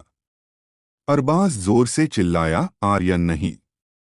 इतना कहकर अरबाज खिड़की से बाहर निकला और बस के ऊपर चढ़ गया। उसे सामने एक एलियन की स्पेस शिप दिखाई दी जिसके अंदर से 6 एलियन बस के ऊपर थे। उनमें से एक ने आर्यन को बालों से पकड़कर उठा रखा था। वह आर्यन का गला काटने वाला था पर तभी अरबाज ने उसके मुंह पर एक फ्लाइंग किक मारी और आर्यन उसके हाथ से छूटकर बस से नीचे गिरने लगा। लेकिन तभी खिड़की का कांच तोड़ते हुए एक हाथ बाहर आया और उसने आर्यन को उसके कॉलर से पकड़ लिया। यह शौर्य था। शौर्य ने आर्यन को बस के अंदर खींचते हुए कहा, तुझे बड़ी जल्दी थी बस से बाहर झांकने की। आर्यन बस के अंदर आया और अपने मोबाइल की फ्लैश लाइट ऑन की। उसी के साथ आशीष और सानिया ने भी अपने मोबाइल की फ्लैश लाइट ऑन की। सब एक दूसरे के चेहरे पर फ्लैशलाइट मारने लगे। तभी शौर्य की नजर आर्यन के माथे पर गई जहां से खून आ रहा था। यह एलियन के नाखून का जख्म था। शौर्य ने कहा, इन्हें तो मैं छोड़ूंगा नहीं। इतना कहकर शौर्य खिड़की से होता हुआ बस के ऊपर गया है और तलवार म्यान से बाहर निकाली और अगले ही सेकंड उसने तलवार वापस म्यान में रख ली क्योंकि अरबाज ने पहले ही सभी एलियंस को मौत के घाट उतार दिया था। अरबाज के हाथ में एक एलियन का कटा हुआ सर था। उसने एलियन के सर को उछाला और उस पर लात मारकर उसे शौर्य की तरफ फेंक दिया। शौर्य ने अपनी तरफ आते हुए सर पर एक बैक किक मारी जिससे वह एलियन का सिर दूसरी तरफ जा गिरा। इसके बाद दोनों वापस बस के अंदर आ गए और लाइट चालू करने की कोशिश करने लगते हैं पर बस की लाइट चालू नहीं होती। अरबाज ने कहा, चलो सब बस से उतरो, अब यह बस नहीं चल सकती। उसके इतना कहते सब बस से उतरने लगे। सबके उतर जाने के बाद अरबाज ने ध्यान से सबको देखा। वह इस बात की पुष्टि कर रहा था कि सब आ गए हैं। आर्यन ने मुस्कुराते हुए कहा, मैंने पहले ही गिन लिया, सब आ चुके हैं। टीना ने कहा, तो अब आगे का क्या प्लान है, अब हम कैसे जाएंगे? अरबाज ने कहा, अब हमें फाइटर जेट का सहारा लेना ही पड़ेगा। हाँ, वो थोड़ा रिस्की है पर अब दूसरा कोई चारा नहीं है। उसके बात पर सब ने हामी भर दी और अरबाज अपना फाइटर जेट बुला लेता है। सब लोग फाइटर जेट में बैठ जाते हैं और फाइटर जेट उड़ान भरता है। इस वक्त यह लोग उत्तर की ओर जा रहे थे। शौर्य रूबी के पास ही बैठा था। उसने धीरे से रूबी के कान में कहा, आई लव यू, अब मैं तुमसे नाराज नहीं हूँ। ये सुनकर रूबी मुस्कुराने लगी और उसने शौर्य को गले लगा लिया। यह देखकर अरबाज को बिल्कुल अच्छा नहीं लगा और वो अपनी मुट्ठी कसने लगा। जब आर्यन ने ये देखा तो उसने अरबाज के कंधे पर हाथ रखकर उसे आंखों से शांत रहने का इशारा किया। आर्यन ने अरबाज के कान में कहा, कोई बात नहीं मेरे दोस्त, ऐसा होता रहता है। आशीष ने मजाकिया अंदाज में कहा, आर्यन मैं काफी देर से देख रहा हूं कि जब से तुम आए हो अरबाज से ही बातें कर रहे हो, हमें तो भूल गए हो कि तुम हमारे दोस्त हैं। माना अरबाज भाई हमारे लीडर है पर तुम तो टीम में भी नहीं हो। सानिया ने कहा, और तुमने अभी उसके कान में क्या कहा, तुम शराब तो नहीं मांग रहे हैं? अरबाज ने मुस्कुराते हुए कहा, तो उसमें कौन सी बड़ी बात है, अगर आर्यन को शराब चाहिए तो उसे मिलेगी। ये सुनकर आर्यन का चेहरा पर एक मुस्कान आ गई। तभी शौर्य ने रूखे अंदाज में कहा, नहीं शराब मत देना तुम इसे, और तू कम मुस्कुरा, तुझसे कहा था कि वह वायरस ले ले लेकिन नहीं, जिद पर अड़ गया अपनी। बस अब जल्द से जल्द इन एलियन से छुटकारा मिल जाए तो मैं खुद तुझे वह वायरस दूंगा। आर्यन ने कहा, क्या यार इतने अच्छे मौसम में तू कहाँ उस वायरस की बात कर रहा, बड़ा ही बोरिंग इंसान है तू रूबी जी पर ध्यान क्यों नहीं देता? ये सुन शौर्य आर्यन को थप्पड़ मारने को था पर रूबी ने उसके गाल पर हाथ रखकर उसका मुंह अपनी तरफ कर लिया। रूबी ने कहा, वह सही तो कह रहा है, तुम क्यों उस पर चढ़ रहे, अभी तुम बस मुझ पर ध्यान दो। रूबी ने बड़े ही नज़ाकत से शौर्य की आंखों में देखा और उसने भी प्यार भरी निगाहों से उसकी आंखों में देखा। उन दोनों के बीच दूरियां कम हो रही थी, दोनों के होंठ आपस में टकराने ही वाले थे कि तभी कोई चिल्लाया, सानिया अरबाज, हम कब तक उत्तर पहुंचेंगे? और तुमने बताया नहीं कि हमें उत्तर में कहाँ जाना है। अरबाज, जो कि पानी पी रहा था, सानिया के चीख सुनकर उसे फंदा लगता है और उसके मुंह से पानी का फव्वारा निकलकर आर्यन के मुंह पर चला जाता है। अरबाज ने मुंह साफ करते हुए कहा, तुम इतना चिल्ला क्यों रही है? यह बात आराम से भी तो पूछ सकती थी, तुम्हारे सामने ही तो बैठा हूं। सानिया अरबाज की बात का कोई जवाब नहीं देती। आशीष ने फुसफुसाते हुए सानिया से कहा, बस करो सानिया, कब तक जलोगी? उन्हें देख देख कर मैं भी तो देख रहा हूं ना, मुझे तो बड़ा मजा आ रहा है। पिछली बार भी तुमने उनकी किस होते होते रहने दी। सानिया ने आशीष के पेट में कोहनी मारते हुए कहा, चुप करो तुम, और मैं कोई जल वल नहीं रही हूं, समझे ना। आशीष ने कहा, आउच, तो इसमें इतना नाराज होने वाली कौन सी बात है? अरबाज ने कहा, अच्छा तो सुनो सब, हम 4 घंटे में उत्तर पहुंच जाएंगे और हाँ, हम हिमाचल प्रदेश जा रहे हैं। नरगिस ने कहा, हमारा तो ठीक है, हम इस फाइटर जेट से वहां जाएंगे, पर हमारे रोबोट आर्मी का क्या, वो वहां कैसे पहुंचेगी? अरबाज ने कहा, नहीं पहुंचेगी, सूर्य प्रताप ने मुझे आर्मी को वहीं छोड़ देने को कहा था। बेंगलुरु में दूसरा कंटेनर मौजूद है, वहां हमें और रोबोट्स मिल जाएंगे। और वैसे भी अब चेन्नई में और कोई हमला नहीं होने वाला, वहां जितने हमले होने थे हो चुके, चेन्नई सेफ है और हमारी रोबोट आर्मी भी वहां सेफ रहेगी। आर्यन ने कहा, अगर इसे सैफ होना कहते हैं तो बर्बाद किसे कहते हैं? मैं इतनी देर से नीचे ही देख रहा हूँ, चारों तरफ आग, धुआं और टूटी इमारतों का मलबा ही दिखाई दे रहा है। उन्हें एलियंस ने भारी तबाही मचाई है। शौर्य ने कहा, अरबाज, क्या तुम सूर्य प्रताप से कहकर वह वायरस यहाँ मंगा सकते हो? फिर हमें वहाँ जाने की जरूरत ही नहीं पड़ेगी। आर्यन ने चिढ़ते हुए कहा, तुम्हारी सुई वायरस पर ही अटक गई है। अरे जरा देखो रूबी जी, तुम्हें कितने प्यार से देख रही है, हमारी बातें क्यों सुन रहे हो? वहाँ ध्यान दो। अरबाज ने कहा, तुम चिंता मत करो आर्यन, अब मेरा भी दोस्त, में उसे कुछ नहीं होने दूंगा। और रही बात उस वायरस की, तो मैं पूरी कोशिश करूंगा कि वह वायरस हमारे हाथ लग जाए। जेदो और गुरु श्रेष्ठ एलियंस की तरफ आ रहे थे, पर अचानक ही एक बड़ा गोलाकार स्पेसशिप करीब 200 फीट ऊंचा और 40 फीट चौड़ा था, उनके सामने लैंड हुआ और उसमें से एक बीप की आवाज आई। उसकी आवाज के साथ ही सारे एलियंस कतार में खड़े हो गए और स्पेसशिप के अंदर से 14 फीट का अजगर राज अपनी भयंकर 10 फुट लंबे एलियन की सेना के साथ आया। अजगर राज चलकर जेदो और गुरु श्रेष्ठ के पास गया। जेदो ने गुरु श्रेष्ठ से वही खड़े रहने को कहा और खुद अजगर राज की तरफ कदम बढ़ा दिए। दोनों के बीच अब केवल 10 मीटर का फासला बाकी था। अजगर राज ने चलते हुए कहा, जेदो, बहुत दिन हुए तुमसे मिले हुए। जेदो ने कहा, वहीं रुक जाओ अजगर राज, वरना फिर तुम्हें मुझसे नजरें झुकाकर बात करनी पड़ेगी। अजगर राज ने रुककर कहा, चींटियों को नजरें झुकाकर ही देखा जाता है। जेदो ने कहा, मेरे फाइटर तुम्हारी सेना को चींटियों की तरफ कुचल रहे हैं, अब बताओ चींटी कौन हुआ? अजगर राज ने हंसते हुए कहा, चींटी, हा हा हा हा हा हा, अब तक मेरी सेना 2 करोड़ से भी ज्यादा इंसानों को मार चुकी है। पृथ्वी की 14% जमीन पर हमारा कब्जा हो चुका है। क्या तुम्हें इस बात की खबर नहीं? अभी तो हमारी आधी सेना भी पृथ्वी पर नहीं आए, तब तुम इंसानों का यह हाल है। जेदो ने गंभीर आवाज में कहा, तुम्हारी पूरी सेना मारी जाएगी, यह वादा है मेरा, जब तक मैं जिंदा हूं तुम पृथ्वी को नहीं जीत सकते, समझे तुम?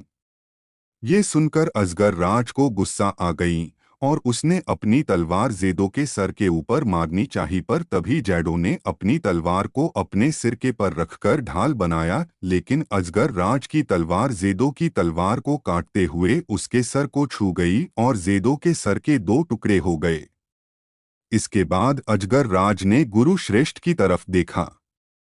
गुरु श्रेष्ठ ने खुद से कहा, यह जितना खतरनाक दिखता है उससे कहीं ज्यादा खतरनाक और ताकतवर है।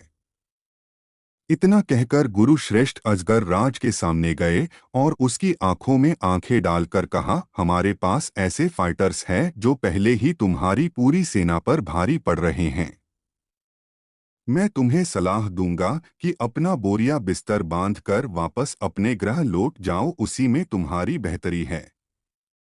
ये सुनकर एक 10 फीट का सैनिक गुरु श्रेष्ठ को मारने के लिए आगे बढ़ा, पर अजगर राज ने अपना हाथ उठाकर उसे रुकने का इशारा किया। अजगर राज ने कहा, अद्भुत, हम तुम्हारे हिम्मत और साहस को देखकर प्रभावित हुए। जेदो अमर है और इसलिए ही वो हमारे सामने सीना तान के खड़ा था, लेकिन तुम मर सकते हो यह जानकर भी हमारे सामने आए, यह सच में काबिले तारीफ है। रही बात तुम्हारे उन फाइटर्स की जिनके साहस का तुम दावा कर रहे हो, तो मेरा वादा है तुम्हारे सबसे बेहतरीन फाइटर्स को मैं खुद मारूंगा और तुम वह नज़ारा अपनी आंखों से देखोगे। उसके बाद मैं तुम्हें मारूंगा। मैं तुम्हारी आंखें निकालकर अपने मुकुट में लगाऊंगा।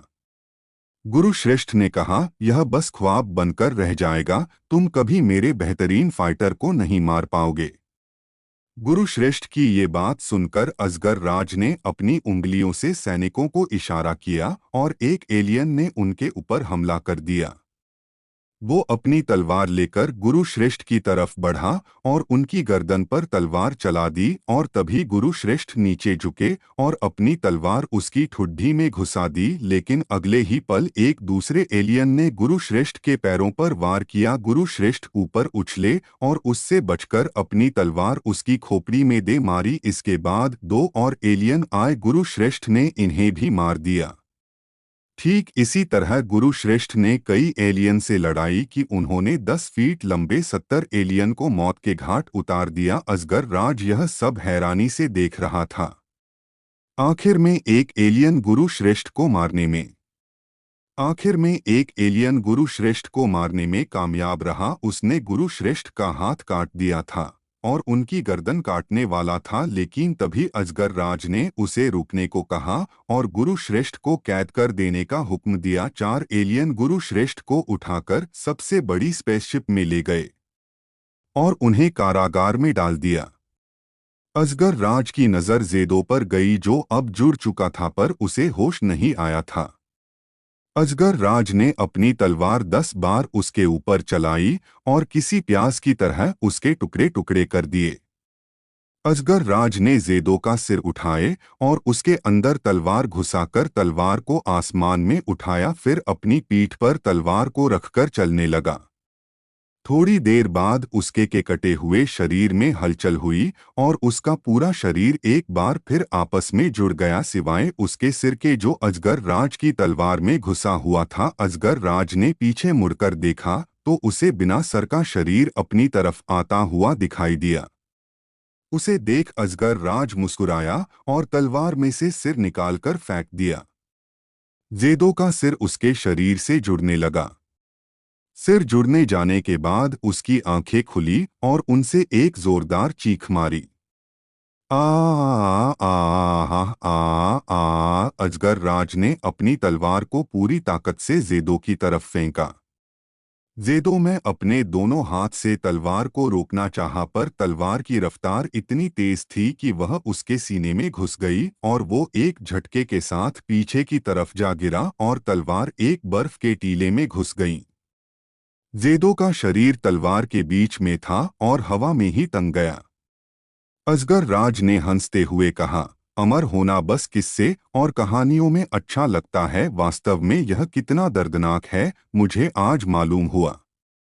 अजगर राज जेदो के पास गया और उसके सीने में से अपनी 2.5 मीटर लंबी तलवार खींचकर निकाली और जेदो के सिर पर पैर मारकर उसका सिर कुचल दिया। जेदो का सिर का कीमा बन चुका था। क्या जेदो हर बार यूं ही मरता रहेगा? क्या वो खुद को अजगर राज से बचा पाएगा?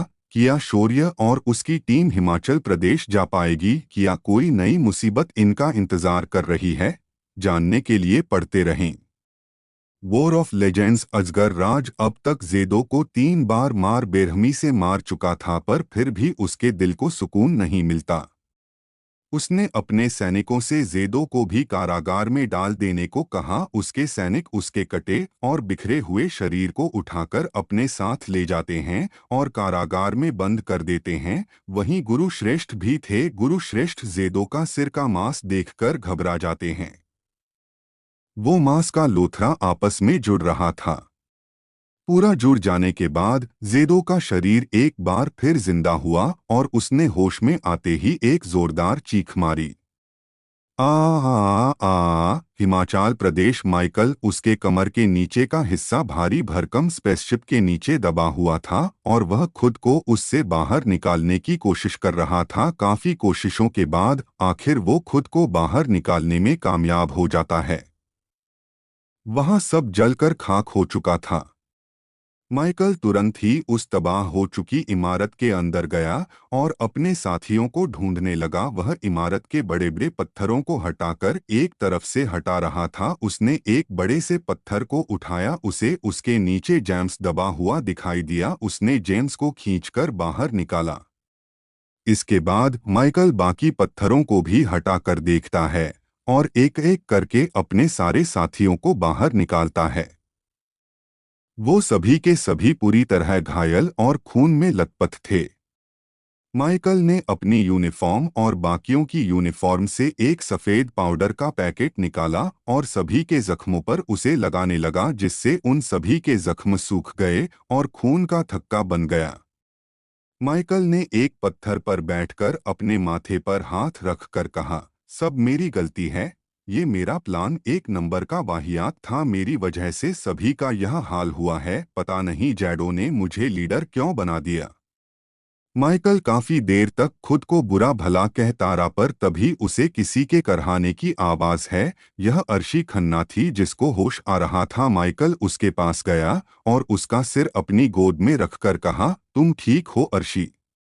अर्शी ने खांसते हुए कहा, क्या तुम्हें लगता है कि मैं ठीक हूँ? मुझे पानी पानी चाहिए, पानी। अर्शी गहरी गहरी सांसें ले रही थी। माइकल ने कहा, हाँ बस रुको, मैं अभी पानी लेकर आया। इतना कहकर माइकल इमारत से बाहर आया और इधर उधर पानी की तलाश में दौड़ने लगा। माइकल को दूर एक इमारत दिखाई दी जो अभी भी सही सलामत बची हुई थी, वरना तो वहां की सारी इमारत है तबाह हो गई थी। वो दौड़ते हुए उसी इमारत की तरफ जा रहा था। जाते जाते वह अचानक रुक गया और घुटनों के बल बैठकर अपने मुंह पर एक मुक्का मारा।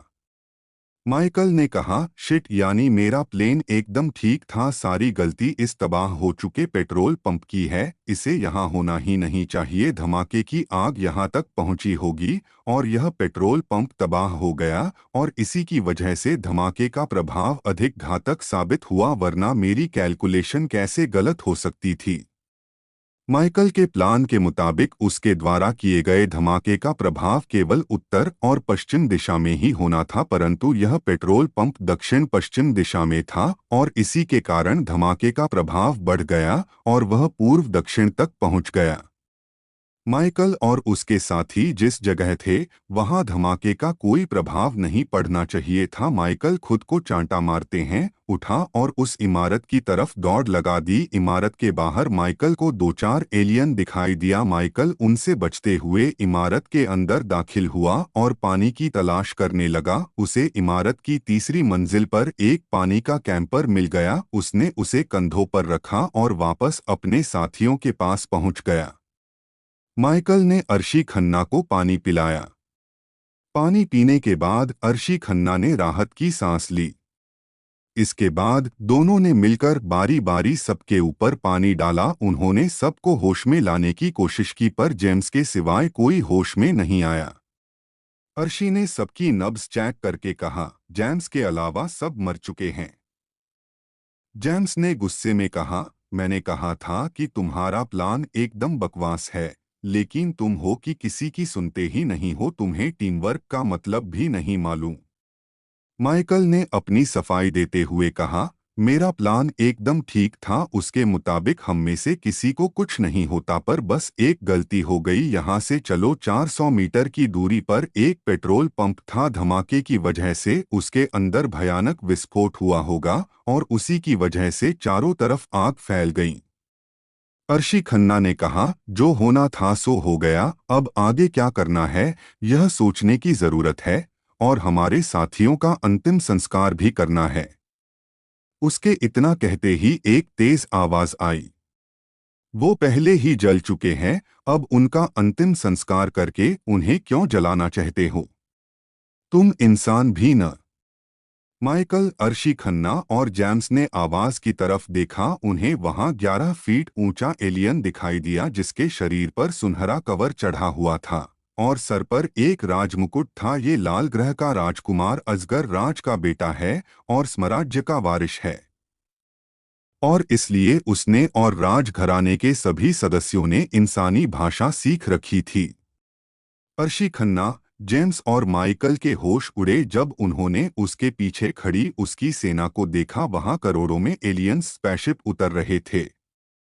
राजकुमार जुयुत्सु 2 करोड़ की सेना के साथ उत्तर भारत आया था और उत्तर भारत के सभी राज्यों में भारी तबाही मचाकर यहां आया, और अब हिमाचल प्रदेश की बारी थी।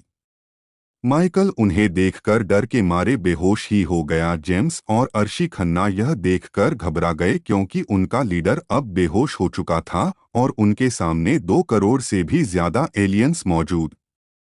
जुजुत्सु ने हंसते हुए कहा, अरे तुम दोनों घबरा क्यों रहे हो अभी, और इसी वक्त सर झुकाओ और हमारे कदम चूमो, फिर शायद हम तुम्हें न मारे। अर्शी खन्ना ने जोर से कहा, भाड़ में जाओ तुम और तुम्हारी सेना, हम तुम्हारे आगे नहीं झुकेंगे। जेम्स ने ये सुनकर हैरानी से अर्शी खन्ना की तरफ देखा और फिर 2 कदम आगे बढ़ा और एलियन राजकुमार को अपने हाथ की बीच की उंगली दिखा दी।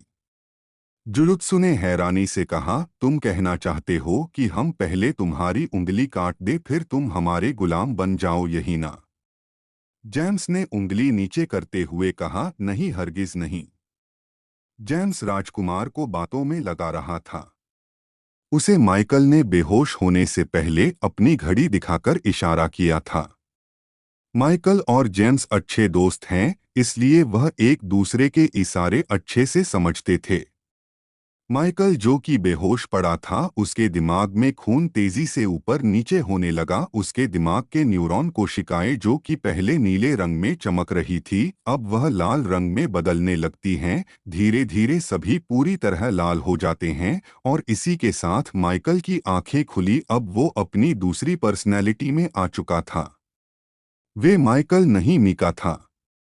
मीका माइकल से ज्यादा बुद्धिमान और ताकतवर था। उसने हालात का मुआयना किया और अपनी घड़ी में फटाफट उंगलियां चलाने लगा और काम खत्म करने के बाद वह सीटी बजाने लगा। राजकुमार जुजुत्सु ने हंसते हुए कहा, अद्भुत, अब से पहले हमने जिस जिस इंसान को मारा उसने हमारे आगे रहम की भीख ही मांगी है, लेकिन तुम तीनों की हिम्मत और साहस हम प्रसन्न हुए, इसलिए हम तुम्हें और अधिक दर्दनाक मौत देंगे। उसकी बात सुनकर मीका ने चिल्लाकर कहा, चुप बे, कब से देख रहा हूं बकवास पर बकवास किए जा रहा है। मारने आया है तो मारना, या बातें क्या कर रहा है? माइकल के इतना कहते ही 10,000 टाइगर रोबोट 100 किलोमीटर प्रति घंटा की रफ्तार से दौड़ते हुए आए और एलियंस की फौज के ऊपर टूट पड़े। वह अपने लंबे दांत और नाखूनों से एलियंस को चीर फाड़ने लगे। राजकुमार यह देखकर दंग रह गया। मीका ने कुछ देर पहले ही इन्हें एक्टिव कर उन्हें ऑटोमेटिक टारगेट किल मोड पर सेट कर दिया था। मीका ने पिछली लड़ाई में एक टाइगर रोबोट का इस्तेमाल किया था, इसलिए उसे इनके सिस्टम में एलियन की फोटो डालने की जरूरत ही नहीं पड़ी। मीका ने चिल्लाकर कहा, अर्शी, जेम्स, भागो यहाँ से, यही मौका है।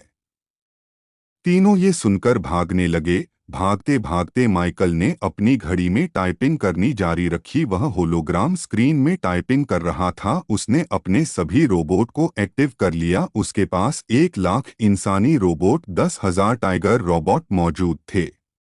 इसी के साथ 1 लाख इंसानी रोबोट्स मशीन गन लिए एलियन की फोर्स की तरफ पश्चिम दिशा से दौड़े हुए आ रहे थे। उनकी रफ्तार 100 किलोमीटर एच से भी अधिक थी। सूर्य प्रताप ने मीका को यह सारे रोबोट्स कुछ देर पहले ही भिजवाए थे। इसकी वजह यही थी कि बाकी की टीम मारी जा चुकी थी। सिर्फ कुछ ही टीम ऐसी थी जो अब तक सरवाइव कर रही थी और उनमें से ज्यादातर ने रोबोट का इस्तेमाल ही नहीं किया। सूर्य प्रताप ने सभी रोबोट्स की कमांड जिनके मालिक मर चुके थे माइकल के हाथ में दे दी थी। इसकी वजह यही राजकुमार जुयुत्सु जो 2 करोड़ की फौज के साथ उत्तर भारत में उतरा था। 2 करोड़ एलियंस और 1 लाख ह्यूमन रोबोट्स और 10,000 टाइगर रोबोट्स के बीच भीषण युद्ध शुरू हो गया। चारों तरफ तलवारें, गोलियां और खून की बौछारें दिखाई दे रही थी। सबसे ज्यादा कोहराम तो टाइगर रोबोट ने मचाया था। वह अपने मजबूत ताकतवर पंजों से एलियन के शरीर को चीर फाड़ रहे थे। मीका अपने दोस्तों के साथ भागते हुए दूसरी तरफ गया और उसने एलियन स्पेसशिप के पीछे छुपना बेहतर समझा। अरबाज और उसके दोस्त हिमाचल बॉर्डर पर लैंड हो चुके थे। अरबाज की घड़ी में एक लोकेशन दिखाई जा रही थी। उन सभी ने लोकेशन का पीछा किया। वह उन्हें एक खाली मैदान में लेकर गई। वहां पर 50 कंटेनर रखे हुए थे। अरबाज ने अपनी घड़ी में आए मैसेज को प्ले किया। वॉइस मैसेज: सूर्य प्रताप, इन कंटेनर के अंदर 20,000 human robot, 20,000 tiger robot, 10 container के अंदर असला बारूद है। जल्द से जल्द सोलांग वैली जाओ, दूसरी टीम को तुम्हारी जरूरत है। वहां 2 करोड़ एलियन का हमला हुआ है। और एक जरूरी सूचना, एलियन के बीच उनका राजकुमार मौजूद है। तुम उसे देखते ही पहचान जाओगे। पूरी कोशिश करना कि तुम उसे जिंदा पकड़ सको, वह हमारे बहुत काम आ सकता है। ये मैसेज सब ने सुना और सब काम पर लग गए। सबसे पहले सब उस कंटेनर में गए जिसके अंदर वेपन्स और असला बारूद था। अरबाज की नजर वहां रखे एक बड़े ट्रक पर गई और उसके दिमाग में एक प्लान आया। शौर्य भी उसी ट्रक को देख रहा था। शौर्य और अरबाज ने एक साथ कहा, मेरे पास एक प्लान है। इन दोनों ने एक साथ यह बात कही तो सब ने हैरानी से दोनों की तरफ देखा। दोनों ने ट्रक की तरफ इशारा किया। अरबाज ने कहा, शायद तुम्हारे दिमाग में भी वही प्लान आया है जो मेरे दिमाग में है। शौर्य ने कहा, शायद हाँ। तो काम पे लगे। इतना कहकर दोनों ने एक दूसरे को ताली दी और अपने प्लेन को अंजाम देने लगे। किया है इनका प्लान। किया होगा जब ये सब सोलांग वैली जाएंगे। किया कोई दुर्घटना होने वाली है। किया होगा इस जंग का अंजाम जानने के लिए पढ़ते रहें वॉर ऑफ लेजेंड्स। शौर्य ने कहा, जितना भी गोला बारूद कंटेनर में है वह सभी बड़े ट्रक के सबसे पीछे रखा जाएगा और मशीन गन को ट्रक के सबसे आगे रखा जाएगा। साथ ही यहाँ एक बड़ी तोप भी है, उसको हम ट्रक के ऊपर लगाएंगे। तो सब काम पर लगो। शौर्य की बात सुनकर आर्यन सानिया के पास गया और उसकी गोद से बच्ची को ले लिया और एक पत्थर पर बैठकर उसे खिलाने लगा। शौर्य ने उसे देखकर कहा, कामचोर कहीं का। वैसे भी मैं इससे कौन सा वजन उठवाने वाला था, पर यह कि ड्रामे देखो, बच्ची सो रही है फिर भी उसे खिलाने का नाटक कर रहा है। आधे घंटे के अंदर ही इन सब ने उस खाली ट्रक को हथियारों से लैस कर दिया। अरबाज ने सभी रोबोट्स को एक्टिव और ऑटोमेटिक टारगेट की मौत पर सेट किया और सभी सोलंग वैली की तरफ रवाना हो गए। सोलंग वैली हिमाचल का सबसे बेहतरीन टूरिस्ट प्लेस आज जंग का मैदान बनने वाला था या पहले ही बन चुका था। चाइना के अंदर रुद्र ने एक बड़ी सी इमारत पर लगा काले रंग का झंडा जिस पर अजगर राज का चेहरा बना हुआ था, उसे उतार फेंका और वहां गोल्डन रंग का झंडा लगा दिया जिस पर काले रंग में जेड बना हुआ था। पिछले 2 दिन से यहां भयानक तबाही हुई थी। चाइना में 1 करोड़ एलियन ने हमला किया था और वहां के कई राज्यों पर कब्जा कर लिया था। रुद्र ने वहां के सभी एलियंस को मौत के घाट उतारकर अपनी जीत का झंडा लहराया। एलियंस भी राज्य को जीत रहे थे। जैडो ने सिर्फ रुद्र को यह हुक्म दिया था कि वह जिस भी राज्य को बचाए वहां पर ऑर्गेनाइजेशन का झंडा फहराया। रुद्र के पास 1 लाख ह्यूमन रोबोट्स और 50,000 टाइगर रोबोट की सेना थी। रुद्र की टीम में केवल 5 ही फाइटर्स थे जिनमें एक मर चुका था।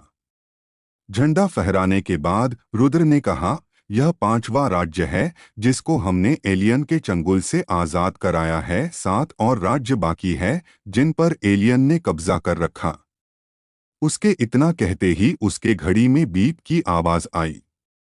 वॉइस मैसेज सूर्य प्रताप, रुद्र तुम बहुत उम्दा लड़ाई लड़ रहे हो। तुम्हारी युद्ध नीति सबसे कमाल की है। तुम्हारी काबिलियत देखकर मैं दावा कर सकता हूं कि तुम 7 राज्यों को भी आसानी से जीत लोगे। मैं तुम्हें सूचना देता हूं कि उसके बाद तुम्हें उत्तर भारत में जाना होगा। वहां पहले से ही 2 करोड़ एलियन की सेना मौजूद है और 5 करोड़ की सेना अंतरिक्ष के बाहर है। अनुमान के मुताबिक उनका रुख उत्तर भारत की तरफ है। रुद्र ने चिढ़ते हुए कहा, उत्तर भारत? आखिर ऐसा क्या है उत्तर भारत में जो इतने अधिक एलियन वहां पर जा रहे हैं? जरूर कुछ तो राज है वहां। एलियंस ने अभी तक किसी भी देश या राज्य में 10 लाख से अधिक की सेना नहीं भेजी है, तो फिर उत्तर भारत में इतनी अधिक सेना क्यों? ऑर्गेनाइजेशन का तो समझ में आता है, लेकिन उत्तर भारत? उसके टीम मेंबर जैक ने कहा, यह तो वही जाकर पता चलेगा रुद्र, लेकिन उससे पहले हमें इंशांगो राज्य में जाने की जरूरत है। खबर आई वहां जो सेना ही उनकी कमांडर एक राजकुमारी है। रुद्र ने कहा, चलने की तैयार करो, हम उसे जिंदा पकड़ेंगे। वो हमारे काम आ सकती है। अरबाज और नरगिस ट्रक के अंदर थे और बाकी सब ट्रक के ऊपर। आर्यन अभी भी बच्ची के साथ खेल रहा था। शौर्य ने ये देखकर कहा, तू ऊपर क्या कर रहा है, अंदर क्यों नहीं जाता? आर्यन ने कहा, किसी ने सच ही कहा है, प्यार में इंसान अपनी बुद्धि खो देता। ट्रैक के अंदर कितनी गर्मी है, बच्ची वहां रह पाएगी, इसलिए मैं ऊपर आ गया। ये सुनकर शौर्य आर्यन के करीब बढ़ा पर रूबी ने उसका हाथ पकड़ लिया। रूबी ने कहा, तुम बात बात पर आर्यन को डांटते क्यों रहते हो? आखिर बेचारे की गलती क्या है? आर्यन ने मुस्कुराकर कहा, हाँ रूबी जी समझाइए, पता नहीं फाइटर बन गया तो खुद को क्या समझता है। शौर्य ने कहा, ये कहाँ से तुम्हें बेचारा लगता है? मगरमच्छ है, 1 नंबर का मगरमच्छ। ट्रक के ऊपर आशीष और सानिया भी है। सानिया आशीष 4 RDX बॉम्ब को आपस में कनेक्ट करने की कोशिश कर रहे थे। आशीष को इन चीजों की काफी नॉलेज थी, तो उसने उन सभी को आपस में कनेक्ट करने का प्लान बनाया और सानिया उसकी मदद करने लगी। उन्हीं के पास टीना खड़ी थी जो सिगरेट के लंबे लंबे कश ले रही थी। ट्रक के अंदर अरबाज और नरगिस हमले की रणनीति बना रहे थे।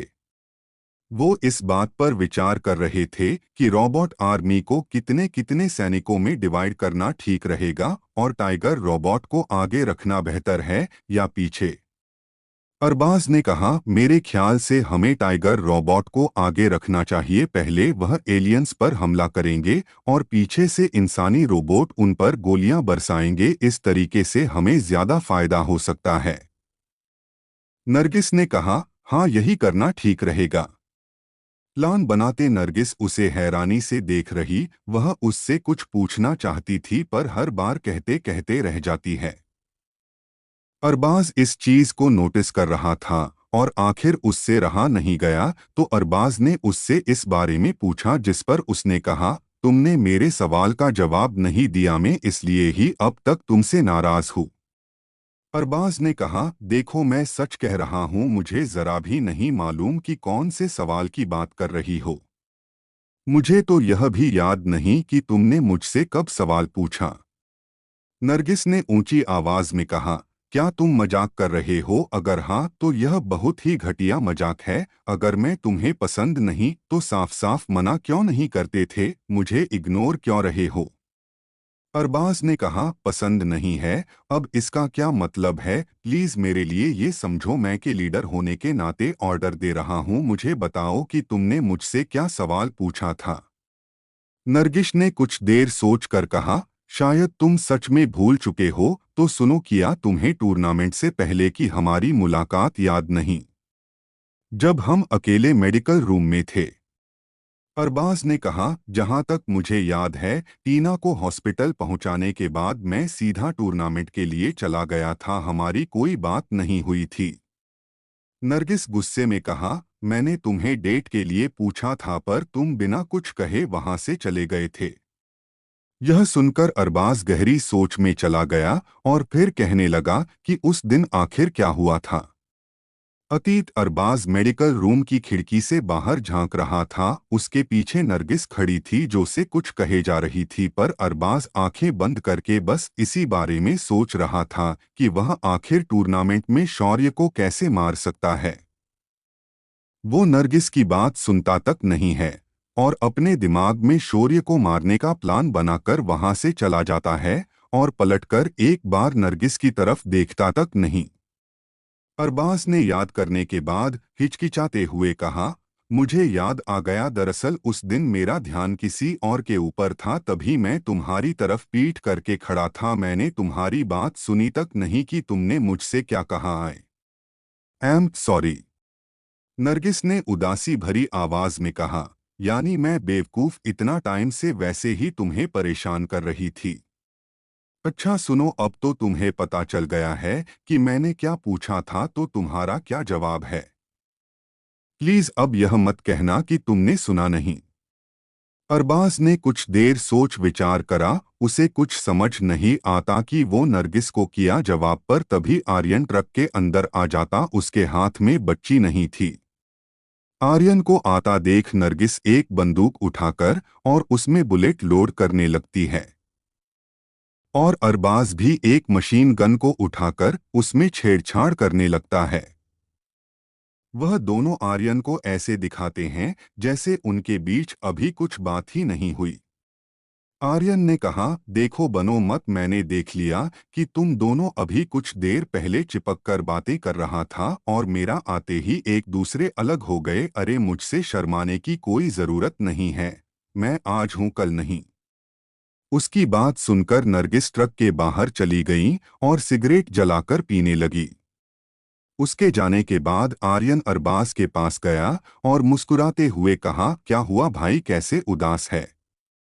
तुम्हारी शक्ल बता रही है कि जरूर कुछ तो लोचा है। अरबाज ने जालबाजी में कहा, नहीं कुछ नहीं है, वह तो बस हम यूं ही बातें कर रहे थे। आर्यन ने कहा, अच्छा यूं ही बातें कर रहे थे तो मेरा आते ही चुप क्यों हो गए? देखो मुझसे छुपाने की कोई जरूरत नहीं है, क्या बात है बताओ, शायद मैं तुम्हारी कोई मदद कर सकूं। आर्यन के बार बार पूछने पर अरबाज ने कहा, वह क्या है कि उसने मुझे डेट के लिए पूछा है और मुझे समझ नहीं आ रहा कि मैं क्या करूं। आर्यन ने हंसते हुए कहा, यह तो बहुत अच्छी बात है, इसमें भला उदास क्यों हो रहे हो मेरे भाई? उसने खुद सामने से तुम्हें डेट के लिए पूछा है, वरना लड़कियां कहाँ पूछते, मेरी मानो तो उसे जाने मत दो, कोई बेवकूफ ही होगा जो इतनी अच्छी लड़की को मना करेगा, कोई महा बेवकूफ ही होगा जो इतनी खूबसूरत लड़की को मना करेगा। कोई महा अरबाज ने कहा, बस कर भाई, मैं समझ गया कि अगर मैंने उसे हाँ नहीं करा तो तू मुझे बेवकूफ साबित कर देगा, पर यार मैं तो रूबी से प्यार करता हूं ना, फिर मैं उसे कैसे हाँ कर दूं, क्या यह रूबी के साथ धोखा नहीं होगा? आर्यन ये सुन जोर से हंसने लगा, भाई कैसा धोखा, देखो तुम ज्यादा सोचो मत, अगर तुमने हाँ नहीं करा तो नरगिस की के साथ धोखा होगा, और हाँ तुम्हारे हाँ करने से रूबी को कोई फर्क नहीं पड़ेगा। तो अब ज्यादा मत सोचो मत और जाओ उसे हाँ कर दो। और हाँ एक सलाह दूंगा, हमेशा याद रखना, प्यार उससे करो जो तुमसे करता है, उससे नहीं जिससे तुम करते हो। प्यार मांगने में और प्यार देने में बहुत फर्क होता है। आर्यन की बात सुनकर अरबाज की कंफ्यूजन दूर हुई और उसने हाथ मिलाते हुए कहा, थैंक यू भाई, तू अब से पहले कहा था।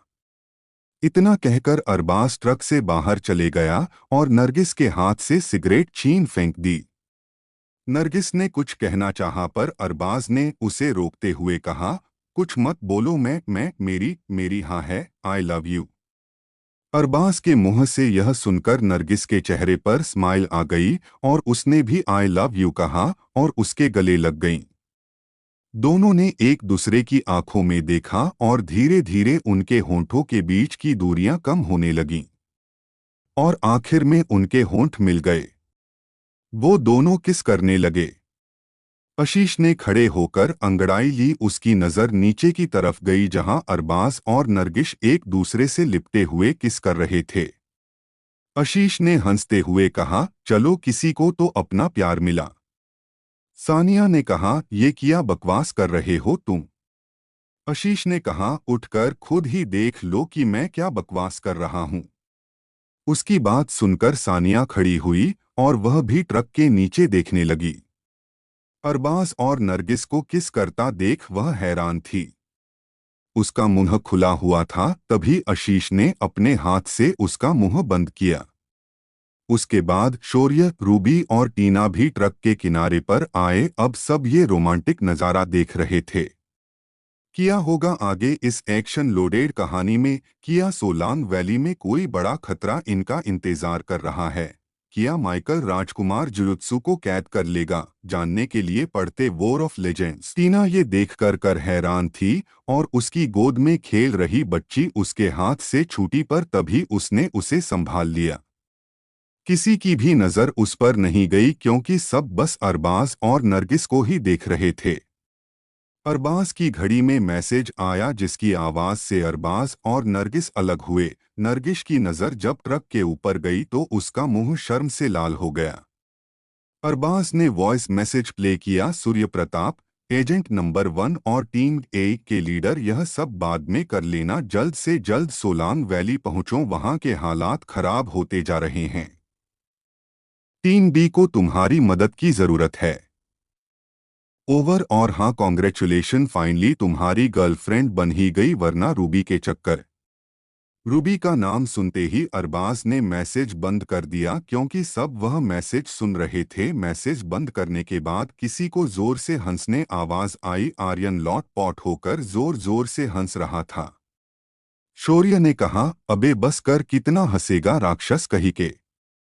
आर्यन ने हंसते हुए कहा, अरबाज भाई का तो पोपट हो गया। खुद सूर्य प्रताप जी ने भी मजे ले लिए। यह सुनकर अरबाज गुस्से में आर्यन के पास गया और हाथ पकड़कर उसे ट्रक में बिठा दिया। अरबाज ने ट्रक में बैठते हुए कहा, अब पता चला शौर्य हमेशा इसकी बेइज्जती क्यों करता रहता है। ये है ही इसी लायक। कुछ देर की खामोशी के बाद सब लोग चलने के लिए तैयार हो जाते हैं। अरबाज ट्रक स्टार्ट करता है और सब सोलंग वैली के लिए रवाना हो जाते हैं। अरबाज ने सभी रोबोट को एक्टिव करके ऑटोमेटिक टारगेट किल मोड पर सेट कर दिया था और उनकी डायरेक्शन सोलांग वैली की सेट की थी। सभी रोबोट्स ट्रक के पीछे पीछे कतार में चल रहे थे। चलते वक्त वो आस-पास के इलाकों स्कैन कर रहे थे। माइकल, अर्शी खन्ना और जेम्स तीनों एक स्पेसशिप के पीछे छुपे हुए थे। उनकी नज़र जंग पर टिकी थी। चारों तरफ धुआंधार गोलीबारी हो रही थी। टाइगर रोबोट एलियंस पर भारी पड़ रहे थे, लेकिन फिर भी एलियन की तादाद के आगे इनकी सेना कमजोर साबित हो रही थी। जब भी कोई रोबोट डिस्ट्रॉय होता तो माइकल की घड़ी में एक मैसेज आता और टोटल रोबोट की संख्या में से एक नंबर कम हो जाता। मीका ने घड़ी देखते हुए कहा, अब हमारे पास केवल 4000 की सेना बाकी है। इन एलियंस की लंबाई पहले वाले एलियन से ज्यादा है, साथ ही उनके हथियार भी अधिक घातक है। वो देखो एलियन कैसे रोबोट को तोड़ फोड़ रहे हैं।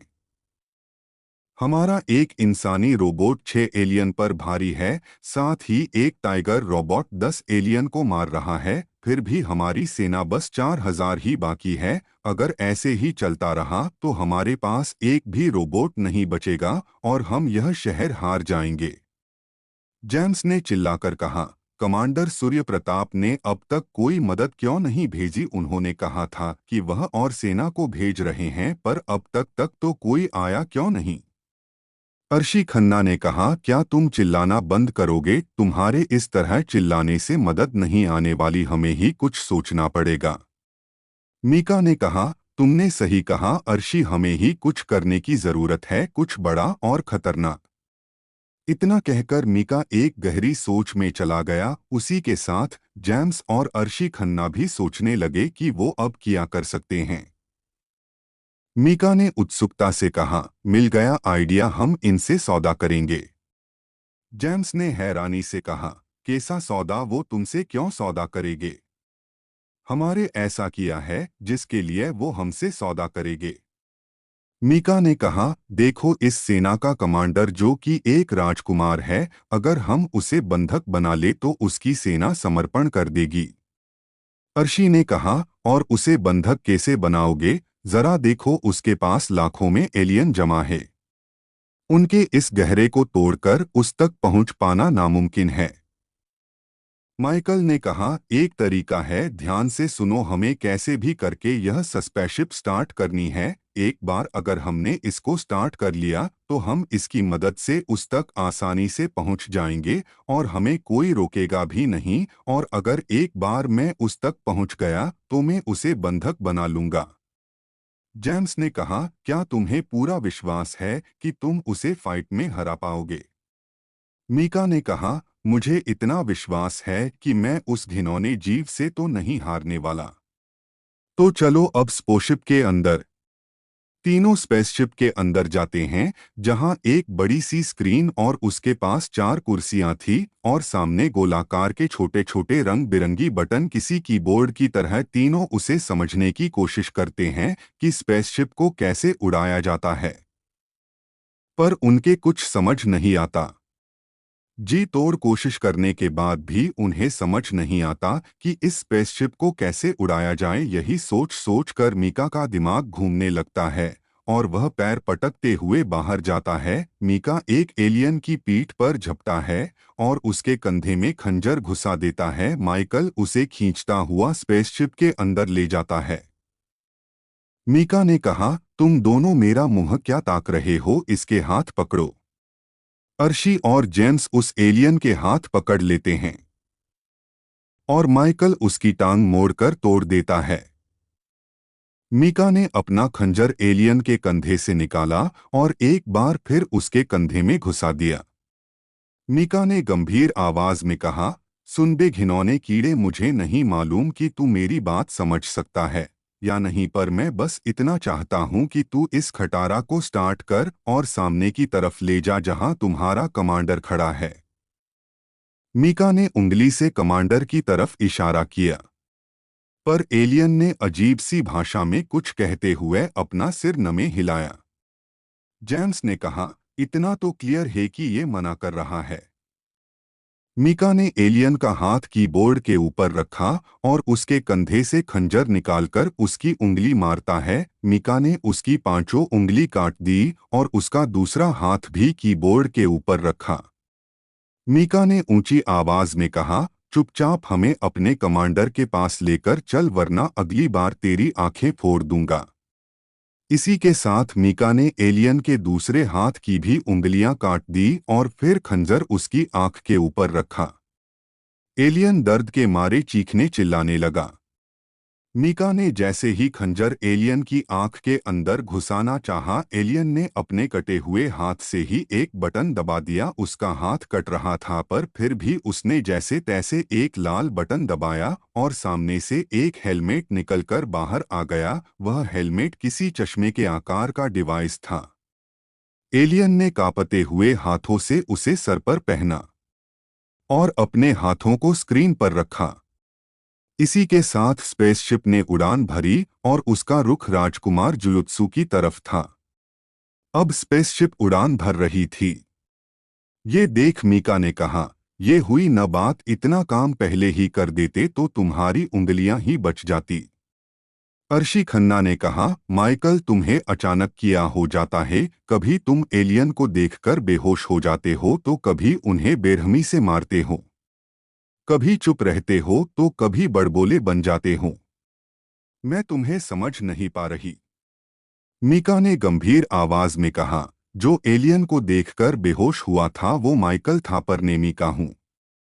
माइकल डरपोक और कमजोर है, लेकिन मैं नहीं। अर्शी खन्ना ने खुद से कहा, फिर वही बातें में माइकल नहीं मीका हूँ लगता है ये एक साइकोपैथ है, तभी ऐसी अजीब हरकतें करता है। जेम्स ने कहा माइकल के इस रूप से अनजान नहीं था, उसमें कई बार माइकल को बदलता हुआ देखा था। पर ये क्यों होता, इस सवाल का जवाब उसके पास भी नहीं था। मीका ने जोर से कहा, जेम्स इस एलियन का सिर क्यों झुक गया, इसे नींद आ रही है। ये सुनकर जेम्स ने एलियन के पीठ पर हाथ रखा और एलियन लड़खड़ाकर गिरा गया। वो एलियन मर चुका था। इसी के साथ स्पेसशिप का बैलेंस बिगड़ा और वो गिरती हुई एक दूसरी स्पेसशिप के ऊपर लैंड हुई।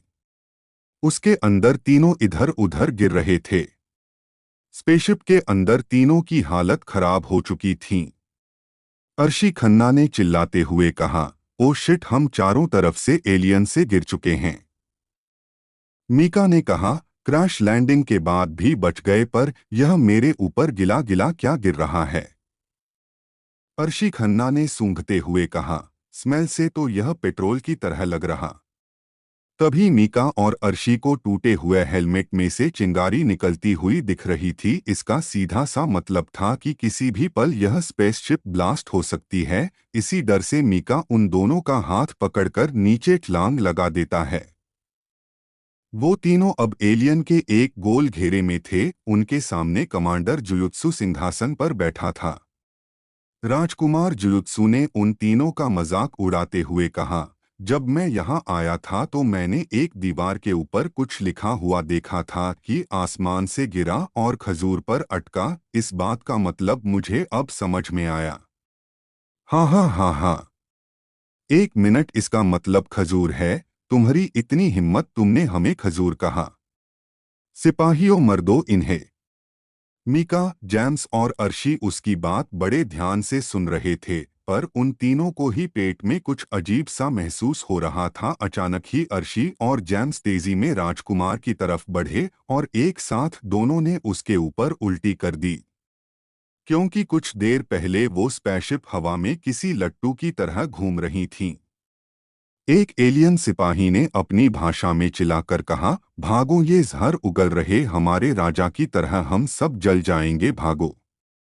उसकी बात सुनकर सभी एलियंस के बीच भगदड़ मच गई। राजकुमार जुजुत्सु ने कहा, बेवकूफ, यह जहर नहीं, इनके शरीर की गंदगी है जो इन्होंने मेरे ऊपर निकाली है। अभी और इसी वक्त इन्हें मार डालो। उसके इतना कहने के बाद भी कोई एलियन आगे नहीं बढ़ा। मीका ने मौके का फायदा देखकर उस पर वार करना चाहा। मीका ने कहा, सब इधर-उधर भाग रहे, यही सही मौका है इसको बंधक बनाने का। इतना कहकर मीका ने तलवार निकाली और राजकुमार के ऊपर छलांग लगा दी। लेकिन तभी राजकुमार एलियन ने अपनी तलवार से मीका का वार रोक लिया। जुजुत्सु ने मीका की आंखों में आंखें डालकर कहा, तुम मामूली इंसान हमसे मुकाबला करने चले हो। मीका ने उसकी बात सुनी, पर अभी उसकी आंखें घूम रही थी। उसे कुछ अजीब सा महसूस हो रहा था और इसी के साथ उसने सीधा जुजुत्सु के मुंह पर उल्टी कर दी।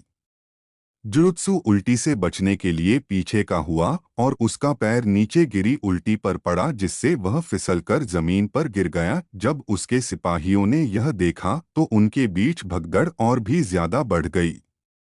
एक एलियन ने चिल्लाकर कहा, देखो सब, कैसे उस इंसान ने हमारे राजकुमार के ऊपर जहर उगल दिया। राजकुमार कैसे तड़प रहे हैं। हमें जल्दी से महाराज को सूचना देनी होगी।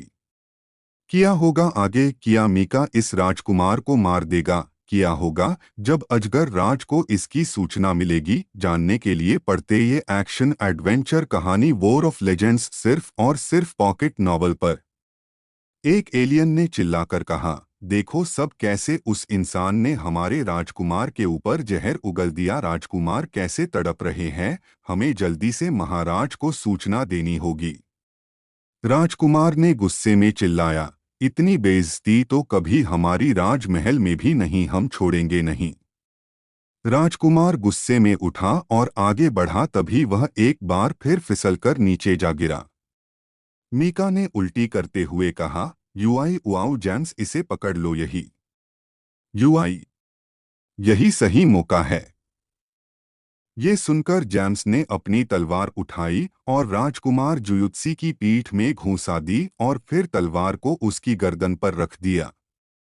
जेम्स ने कहा, सब हथियार डाल दो वरना इसे मार दूंगा। राजकुमार जुयुत्सु ने दर्द से कराहते हुए कहा, पर यहाँ तो न कोई गड्ढा है ही नहीं, तो हम अपने हथियार कहाँ पर डालें?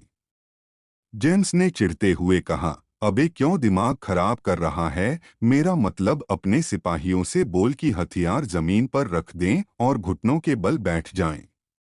राजकुमार जुयुत्सु ने जोर से कहा, सैनिकों सभी अपने हथियार जमीन पर रख दो और घुटनों के बल बैठ जाओ वरना यह मुझे मार डालेंगे। सिपाहियों ने ये सुनते ही अपने हथियार जमीन पर डाल दिए और घुटनों के बल बैठ गए। जेम्स ने मुस्कुराते हुए कहा, तुम इतने भी बेवकूफ नहीं जितना मैंने समझा था। मीका, अब तुम बिना देर किए हमारी आर्मी को इस तरफ बुला लो। जेम्स ने मीका की तरह देखा जो सीधा खड़ा था। मीका ने गुस्से में कहा, हमारी पूरी सेना खत्म हो चुकी है और यहाँ 1 करोड़ से भी ज्यादा एलियंस मौजूद हैं, इसे कैद करके भी कोई फायदा नहीं हुआ। उसके इतना कहते ही एक तेज रफ्तार ट्रक वहां आया। ट्रक के ऊपर बैठे आशीष ने कहा, दोस्त तुम मायूस क्यों हो रहे हो? हम हैं ना तुम्हारी मदद के लिए, दोस्तों भून डालो इन्हें। कुछ देर पहले पहाड़ी रास्ते से होते हुए एक तेज रफ्तार ट्रक सोलांग वैली जा रहा था। उसके पीछे पीछे रोबोट्स की सेना दौड़ रही थी, उनकी रफ्तार ट्रक के ही समान थी। सोलांग वैली पहुंचने के बाद इनका ट्रक एक 5 मंजिला इमारत के पास रुका। वहां केवल एक यही इमारत है जो सही सलामत है, बाकी सारे इमारत मलबे का ढेर बन चुकी। ट्रक के ऊपर खड़े आशीष की नजर आसमान पर गई।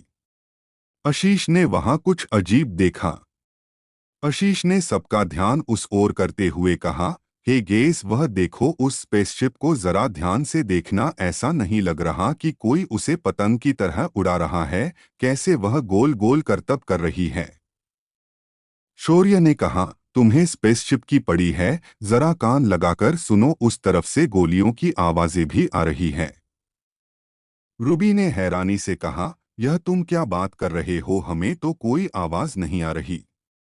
किया और किसी को आवाज आ रही है? रूबी की बात पर सबने नमे सिर हिलाया। आशीष ने कहा, रूबी, शायद तुम्हें लग रहा हो कि शौर्य झूठ बोल रहा है, लेकिन यह सच है। उसे आवाज आ सकती है क्योंकि उसकी इंद्रियां हम सभी से अधिक तेज हो चुकी हूं। शौर्य के सेस्नेस हाई लेवल पर पहुंच चुके हैं। रूबी ने कहा, किया सच में? शौर्य ने कहा, मैं तुम्हारे दिल की धड़कन भी साफ सुन सकता हूँ। ये सुनकर रूबी ने शौर्य की आंखों में देखा और एक प्यारी सी मुस्कान देकर कहा, आई लव यू शौर्य। शौर्य ने भी ये कहना चाहा, लेकिन तभी सानिया ने चिल्लाकर कहा, अरबाज, हम यहाँ क्यों रुके हैं? अब आगे भी चलो। अरबाज जो के पानी पी रहा था, उसके इतनी जोर की आवाज सुनकर उसे एक बार फिर पानी का फंदा लग गया और उसके मुंह से पानी निकल पास बैठे आर्यन के मुंह पर गिर गया। आर्यन ने कहा, क्या कर रहा है भाई? यह दूसरी बार है। अरबाज ने मुंह साफ करते हुए कहा, यह मेरी गलती नहीं है। पता नहीं बार बार सानिया को क्या हो जाता है जो इतनी जोर से चिल्लाने लगती है। अरबाज ने बाहर खड़ी नरगिस जो कि सिगरेट पी रही थी, उसे अंदर बुलाया। अरबाज ने कहा, जल्दी से अंद आओ वरना ये चुड़ैल ऐसे ही चिल्लाते रहेगी। नरगिस ट्रक में बैठी। अरबाज ने पानी पिया और ट्रक चलाने लगा। ट्रक के ऊपर आशीष ने सानिया के पास जाकर उसकी आंखों में देखकर कहा, तुम चाहे कितना भी इनकार क्यों ना करो, शौर्य से प्यार तो तुम भी करती हो, पर अफसोस 13 साल हो गए तुम उससे इस बारे में बात ही नहीं कर पाई। सानिया ने बात बदलते हुए कहा, ऐसा कुछ नहीं है, और जरा वह देखो सामने यह धुआं कैसे उठ रहा है। आशीष ने मुड़कर देखा, तुम किस धुएं की बात कर रही थी? आसमान तो साफ है। आशीष ने सानिया की तरफ देखा, अब वो उसके पीछे नहीं थी। आशीष ने कहा, ये लड़की भी न ट्रक एक बड़े से गेट के अंदर से होता हुआ गुजरा और उसने राइट कट मारा। उसी के साथ उन सबके सामने एलियन की विशाल फौज आ गई जो अपने घुटनों के बल बैठे हुई थी और उनके हथियार जमीन पर गिरे हुए थे। सामने एक स्पेसशिप के ऊपर स्पेसशिप उतरी हुई थी। सब उन्हें देखकर हैरान थे। तभी शौर्य की नज़र स्पेसशिप के पास खड़े माइकल पर जाती है। शौर्य ने कहा, वह माइकल की है ना, और वह उसका दोस्त जेम्स और वह लड़की अर्शी खन्ना, इन तीनों ने किसी को पकड़ रखा है। देखने में यह बाकी एलियन से अलग है। उसका कवच सोने का है। आशीष ने कहा, मुझे अपनी आंखों पर यकीन नहीं हो रहा। यहाँ लाखों में एलियन है और सब अपने घुटनों पर बैठे हुए हैं। क्या माइकल में सबको हरा दिया? पर कैसे? शौर्य ने कहा, मेरे ख्याल से वह जरूर इस सेना का कमांडर होगा। माइकल ने उसे कैद कर लिया जिसकी वजह से एलियन की सेना ने आत्मसमर्पण कर दिया। सच में माइकल का इतनी बड़ी सेना को पराजित कर देना अद्भुत बात है। शौर्य और बाकी सब माइकल और उसके दोस्तों से बेहद ही प्रभावित हुए थे, पर इन्हें हकीकत का जरा भी एहसास नहीं था। बस के अंदर बैठे आर्यन ने अरबाज से कहा, यह तो वही फाइटर है ना जो टूर्नामेंट में हाथ धोकर तुम्हारे पीछे पड़ गया था और उसने तुम्हारी चटनी बना दी थी। अरबाज ने मुंह बनाते हुए कहा, उसने चीटिंग की थी वरना वह मुझे कभी चोट नहीं पहुंचा सकता था। और एक बात बताओ, क्या टूर्नामेंट में तुमने मुझे बस मार खाते हुए देखा था? आर्यन ने कहा, वह क्या है कि मेरा ज्यादातर समय रूबी जी से बात करने में ही निकल गया और जब मेरी नज़र स्क्रीन पर जाती तो मैं तुम्हें मार खाता हुआ ही देख रहा था। अरबाज ने कहा, बहुत बढ़िया, चल अब ट्रक से नीचे उतर अब। आर्यन ने कहा, क्यों भाई, नाराज हो गया क्या? अरबाज ने कहा, अबे ट्रक से नीचे उतर या यहीं बैठा रहेगा जिंदगी भर। अरबाज ने ट्रक माइकल के नजदीक ही रोका। आशीष ने ट्रक के ऊपर से ही कहा, दोस्त तुम मायूस क्यों हो रहे हो? हम हैं न तुम्हारी मदद के लिए। मीका ने कहा, मुझे तुम्हारी नहीं, तुम्हारे पीछे आ रही उस रोबोट आर्मी की जरूरत है। मेरी बात ध्यान से सुनो, यही सही मौका है। इन सभी एलियंस में अपने हथियार डाल दिए हैं। इससे अच्छा मौका नहीं मिलेगा इन सब को एक साथ खत्म करने का। अरबाज ने आगे आकर कहा, हाँ जरूर। इतना कहकर अरबाज ने अपनी घड़ी में होलोग्राम स्क्रीन ऑन की और सभी रोबोट को ऑटोमेटिक टारगेट की मौत पर सेट कर दिया। इसी के साथ सभी रोबोट एक्शन में आए और एलियन की सेना पर अंधाधुंध गोलियां चलाने लगा। एलियंस अपने राजकुमार के हुक्म के इतने वफादार थे कि अपने साथियों को मरता हुआ देखकर भी वह भाग नहीं रहे थे। आधे घंटे के अंदर ही सब एलियंस मारे गए। सबके मारे जाने के बाद अरबाज ने माइकल से पूछा, तुमने जिसे पकड़ रखा यह एलियन, क्या यह इनका कमांडर है? ये सुनकर एलियन ने गुस्से में कहा, बस कमांडर नहीं, मैं राजकुमार हूँ, राजकुमार, और तुम्हें एक राजकुमार की बेइज्जती करने की सजा जरूर मिलेगी। तुम सब मारे जाओगे, बहुत जल्द तुम सब के सब मारे जाओगे। पृथ्वी पर एक इंसान भी जीवित नहीं बचेगा। तुमने मेरे 2 करोड़ सैनिकों को मार दिया, तुम बचोगे नहीं।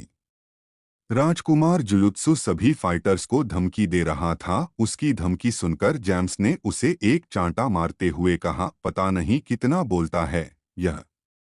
उसके इतना कहते ही अरबाज की घड़ी में एक मैसेज आया। वॉइस मैसेज, सूर्य प्रताप, तुम सभी ने इसे पकड़कर बहुत अच्छा काम किया। मैं चाहता हूं कि तुम इससे जानकारी निकालो, इससे पूछो कि आखिर इतनी बड़ी तादाद में एलियन उत्तर भारत में क्यों आ रहे हैं। इनका आगे का प्लान किया है। इतना सुनते ही मीका ने एलियन राजकुमार का कान खींचते हुए कहा, सुनाना तूने, चलो बता कि आखिर इतनी बड़ी सेना में तुम लोग पर भारत क्यों आए जबकि हर राज्य और देश में तुम 10 लाख की सेना के साथ ही हमला कर रहे हो। राजकुमार जुयुत्सु ने हंसते हुए कहा, तुम इंसान हमें मारपीट आओगे तब भी हम नहीं, पता ही है हम तुम्हें कुछ भी नहीं बताया। ये सुन अरबाज ने कहा, तो ठीक है माइकल, मार दो इसे, ये हमारे किसी काम का नहीं। ये सुन माइकल ने गंभीर आवाज में कहा, तुम मुझे मत बताओ कि मुझे क्या करना चाहिए, और खबरदार जो दोबारा मुझे माइकल का मैं मीका हूँ कितनी बार तुम्हें यह बताना पड़ेगा। मीका की बात सुनकर शौर्य ने कहा, लो फिर इसके ड्रामे शुरू, माइकल नहीं मीका हूँ। किया दिमाग में कोई केमिकल लोचा है? माइकल ने शौर्य के सामने अपना लोहे के हाथ उठाकर कहा, तुम तो चुप ही रहो, भूलो मत अभी हमारे कुछ हिसाब बाकी है। ये सुनकर शौर्य ने माइकल की आंखों में आंखें डालकर कहा, तो चला उसे अभी पूरा कर लेते हैं। सब लोग इन दोनों को बात सुन रहे थे। दोनों को बीच गर्म गर्म बढ़ती देख अरबाज दोनों के बीच में आ गया और उन्हें एक दूसरे से अलग करते हुए कहा, चलो पीछे अपना हिसाब फिर कभी पूरा करना, अभी हमें इससे लिपटने को जरूरत है। उसने दोनों को अलग कर दिया और फिर राजकुमार के सर पर हाथ रखकर कहा, यह मेरा हाथ देख रहे हो, एक मक्के में तुम्हारे सर कुचल दूंगा, इसलिए सीधी तरह से बताओ कि तुम्हारा प्लान क्या है, वरना।